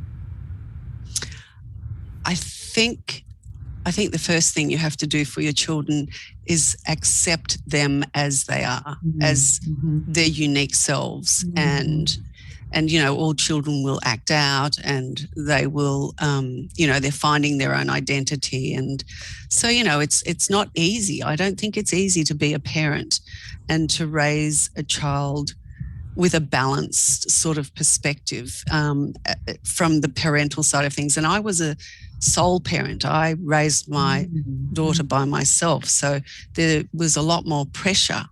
And I think because there's that much more pressure, you know, and I was consciously aware of trying to be the best parent I could be. And I tried to reinforce her self-esteem, and I tried to tell her how great she was, how smart she was. And my daughter is absolutely gorgeous, but she's a quiet, quite timid person. So she's very gentle, my gentle little flower, and very different to me. I'm a very extroverted personality. So I've always said to her, I think, you know, you came together with me so that we could learn from each other and deal with polar opposites in terms of personalities. And certainly I had to learn to understand her because she was so different. And that's the other thing I would advise parents to do, is to try to see from their child's perspective, to put themselves in their child's place and try to understand where they're coming from and how they're feeling and why they're feeling, and try to set them up with effective communication skills, because that will help them a great deal as they get older. And I think we all love our children no matter what, but try very hard not to disapprove of them, just to understand them. That's a great guidance there, to try to understand versus to disapprove. Yeah. Wonderful. Now, sort of going from the particular to a really broad perspective, we have a question from Nadia Aragon, and she would like to know that as she watches the current lockdown in politics and the worldwide viral measures, which, in her words, she feels she affects personal and civil freedom to a very strong extent. Thought police and fear is truly going viral. Is there a personal way you may want to share of dealing with the more extreme mass social cases of thought police? No, that's a good question. And for each of us, this is a challenge, I think, in the environment that we're experiencing in this probability. So I keep reminding myself, and my partner keeps reminding us both, that this is our own personal reality, and that we are experiencing what we create. And even though there is a mass event that is, as I said, not just fear and loathing in Las Vegas, Tom, it's you know, that, as Seth said, it's a pandemic of beliefs. And That's a good I one. think that understanding that, knowing that it is a pandemic of beliefs, that you can actually then step back and be aware that it's not your experience. You don't, like, I'll be honest, here in Australia, and especially in Queensland, we have not had the terrible consequences of the pandemic. We have been let off very lightly. We haven't even been in lockdown. I think we had lockdown for 3 days. And because we hadn't been in any sort of lockdown, everyone was going, what the hell is this about? Let's get this over with. And understanding, look, the poor US and the UK and, you know, so many countries around the world, we had none of that. Down in Victoria and Melbourne in Australia, they had terrible lockdown for months. In Queensland, no. I live in Queensland. We haven't had to experience that. We've had a pretty easy run, even though I felt awful for everyone else in the world. And I have friends, obviously, who are in the US and around the world, and have spoken to them, and they're, you know, telling me about their experiences. My personal experience was not that. And even if, for example, it had affected my family in some way, I would still understand that it was their construction, because we each create our reality individually. And though we co-create and we create it en masse, you can define your own experience. So we decided to look at this sympathetically, but didn't create the fear of, you know, the pandemic. We weren't concerned at all. I mean, when we went out, we wore the masks when we had to, and that was for other people's sake, not for our own. It was to help other people not be fearful of someone without a mask. Because you know how judgy people and scared they get if you know, someone doesn't have a mask on. Yes. And I didn't want them to feel that way. And just being consciously aware of your own feelings. Are you fearful? Do you think that you might be prone to getting it? Well, I never felt like that at all. Simply because it just didn't come into my conscious mind that I was ever going to be prone to it or susceptible to it. So I think if to answer the question is, concentrate on your own life, recall you're in a narrative on what you're saying to yourself, try to dig a bit into if there's a feeling of fear, try to understand where that's coming from and why. And generally, I think you can live a pretty easy, happy life if you understand where your major fears are. Now, life isn't always easy. Life isn't always fantastic. I don't think we'd learn anything. Our challenges, we have challenges to help us learn and develop. And that's why we're in physical reality.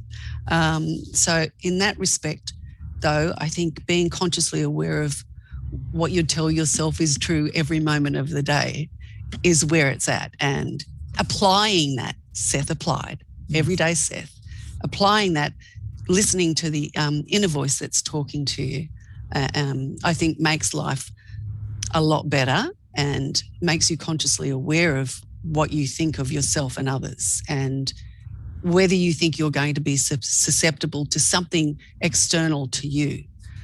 In that regard, that's what I did and what I hope that other people would continually try to do, because I think it's the only way we can get through this.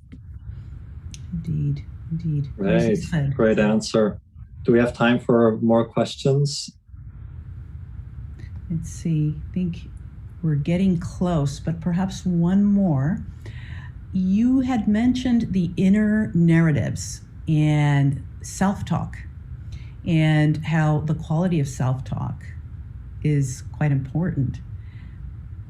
What would you say would be a small yet significant step to address self-talk that may be hypercritical, that may be just very detrimental and almost destroying one's self-esteem? What would be just a small but very powerful step to take? I can give you an example of my own journey through that, where I was pretty self-critical and was criticised on my parenting skills because, there were times when life was really difficult and I would be very stressed, and then I would criticise myself about not being a good enough parent. And that is devastating. But because when you try to be the best parent you can be, and then you don't feel like you've met those exacting standards. And I have exacting standards of my own self, and I've had to learn to deal with that perfectionism as well. I can't even say that word anymore. Thank goodness. So I think the main thing is to relax. First of all, as Seth says, you just have to relax. And I found that doing that first, because if you try to approach this without being relaxed, it's not going to work.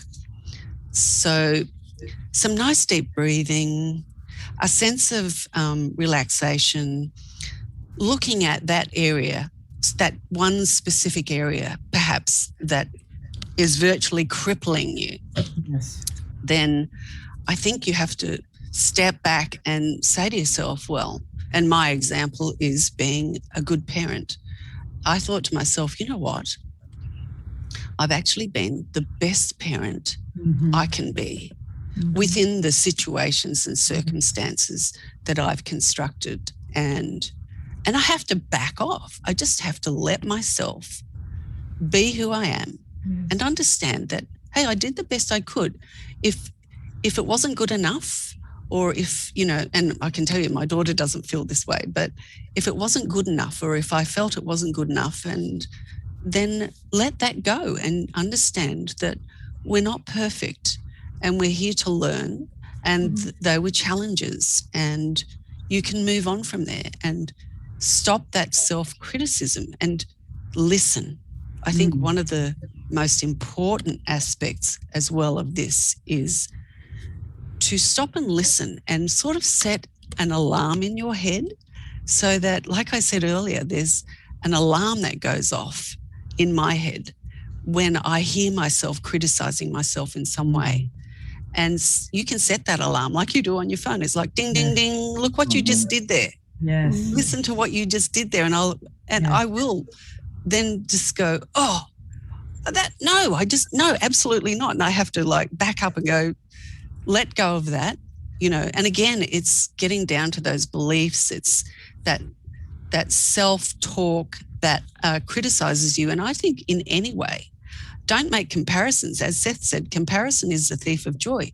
If other people had two partners and they had happy families and it was all great and easy, which I don't believe that's the case for anyone really, but it's a lot easier if you have support from a partner. If you did it on your own, then you have to understand the challenges were greater. And so therefore you give yourself a break or whatever it is. Don't look in the papers, don't read the magazines, don't watch the ads or television, creating this image of standards, unachievable standards that none of us can meet. This is just marketing companies. This is corporations and profits. This is not about our personal realities. You have to accept yourself for who you are and love yourself for who you are, that unique you. And once you can do that, and I think that's something to work on, is to accept and love ourselves and do not, the perfectionist mentality is you can never actually achieve, those standards. You'll never be able to achieve those standards. And I can tell you that is a pretty unhappy life, because I used to be a perfectionist, and it's way better to, as I was writing this presentation, for example, in the back of my head, I'm thinking, oh, is that good enough? And I was like, yes, it's good enough. It will do. Whereas I would not have done that in the past. I would have gone over and over and over again, redoing it. Same thing, just stop judging yourself, stop being so hard on yourself, give yourself some love, take care of you first. Because if you take care of this individual first, then you can care for other people. Yes. Thank you. Yes. So well said. Many gems there. Thank you. Yeah, I think that's it for our Q&A session. Well, thank you. It's been such a pleasure to be here. And the California Seth Conference, it's so exciting. I want to say thank you to everybody involved behind the scenes and in front of the scenes. Thank you for moderating. Thanks for doing this, because I actually thought we would never have another California Seth Conference again after the 215 conference. Yeah. And it's fantastic. And making this available to everybody has been a remarkable achievement. Thank you, guys. Indeed. Yeah, one of the gifts of the pandemic. Yes. Right. Yeah. It is a gift. It's a great gift. Speaking of, the pandemic, it's like for me, the last year and a half has just been incredible and tremendous growth and acceleration and discovering new ways to do things, new ways of connecting with people, teaching classes in new ways, putting this conference together, learning video production. It's just been an incredible journey of just excitement and expansion. So I think it just really depends on where you're at. You can always use what's happening in a positive way, even if what's happening is coming from negative beliefs, negative mass consensus beliefs. You can always use it in a positive way by following your impulses, acting on those impulses, because your higher mind's always communicating, this is where you go next. This is where you go next. Okay, you can't do it this way. We're going to go do this way. We're going to go into video. We're going to dive into a new medium. You're going to learn new skills. It's like you just ride that wave, and your higher mind is always sending you those impulses. It just keeps coming, and you just literally start channeling your life. And before you know it, it's just like you're in a whole new place. And so it's like learning to ride that wave. And one of the best ways that Seth really explained that is talking about impulses, and the way that when we act on those impulses, we bring that energy into manifestation, and it's taking that action. It's grounding it with the action, and then that energy, it's like we channel it into our lives. That's literally how this conference came to be. It wasn't a struggle in the old third density kind of sense and a really dense way. Challenges, yes, there is challenges, but it's not it's creative challenges, creative constraints, and how can we do this in this new format? So it really is, it comes back to those impulses. Trust the nature of your being, and trust what's coming to you, and also trust when the negative beliefs start coming to the surface. That's not an indication that you have gone in some wrong direction, or you hit a wall, or it's a block. No, it's working. It means it's working because it's revealing to the surface things that you want to untether yourself from, so that you can rise even higher in the vibration. So it's riding that wave and doing the belief work. Nature of personal reality, Seth talked about how we really want to look at our beliefs and take ownership of that. And as we ride this wave of ascension, more and more negativity will come to the surface. We use it in a positive way to deconstruct the negativity so that we can keep ascending and keep ascending. So I just wanted to put that out there as kind of a closure to the conference, because we have come to the last and final speaker, and we have a full day again tomorrow. And we really appreciate that you all are out there co-creating this with us, whether you're watching this live or even watching this later in the replays. We're so glad that you're here, because we're realizing that as all this negativity in the world is coming to the surface, you see everything that's being spewed out there in all these different channels. Why not have a channel based on ascension? Why not have this ability to speak to people of love, of compassion, of integration, of working together, of bringing this material into this world, anchoring it through our actions. So hopefully this inspires every one of us to continue to act on those impulses and to continue to apply the material, because now more than ever, we really need these kind of teachings. So thank you so much for being a part of this co-creation. We will look forward to another full day tomorrow. And of course, being dreamers, Seth is very much addressing the dream work. So even though we're coming to a pause with the conference now, it will continue to unfold in your life. And in your dream time tonight, you might have dream experiences where you're metabolizing some of this material, tuning into other portions of yourself. By all means, incubate those dreams. We will see you here at 9 a.m. San Francisco time tomorrow morning. And we look forward to another full day, full power of moving forward and moving into these ascension vibrations, and really dropping bringing that Seth material, the application of it, grounding it into our lives. So onwards and upwards. Thank you all for being here. Thank you, Ejay, for coming to us all the way from Australia. Thank you to all the speakers that spoke today. We really appreciate you, and we are literally co-creating a whole new reality together. So with those words, we will go ahead and sign off and wish you pleasant evening, pleasant dreams, and we will see you bright and early tomorrow morning. Thank you.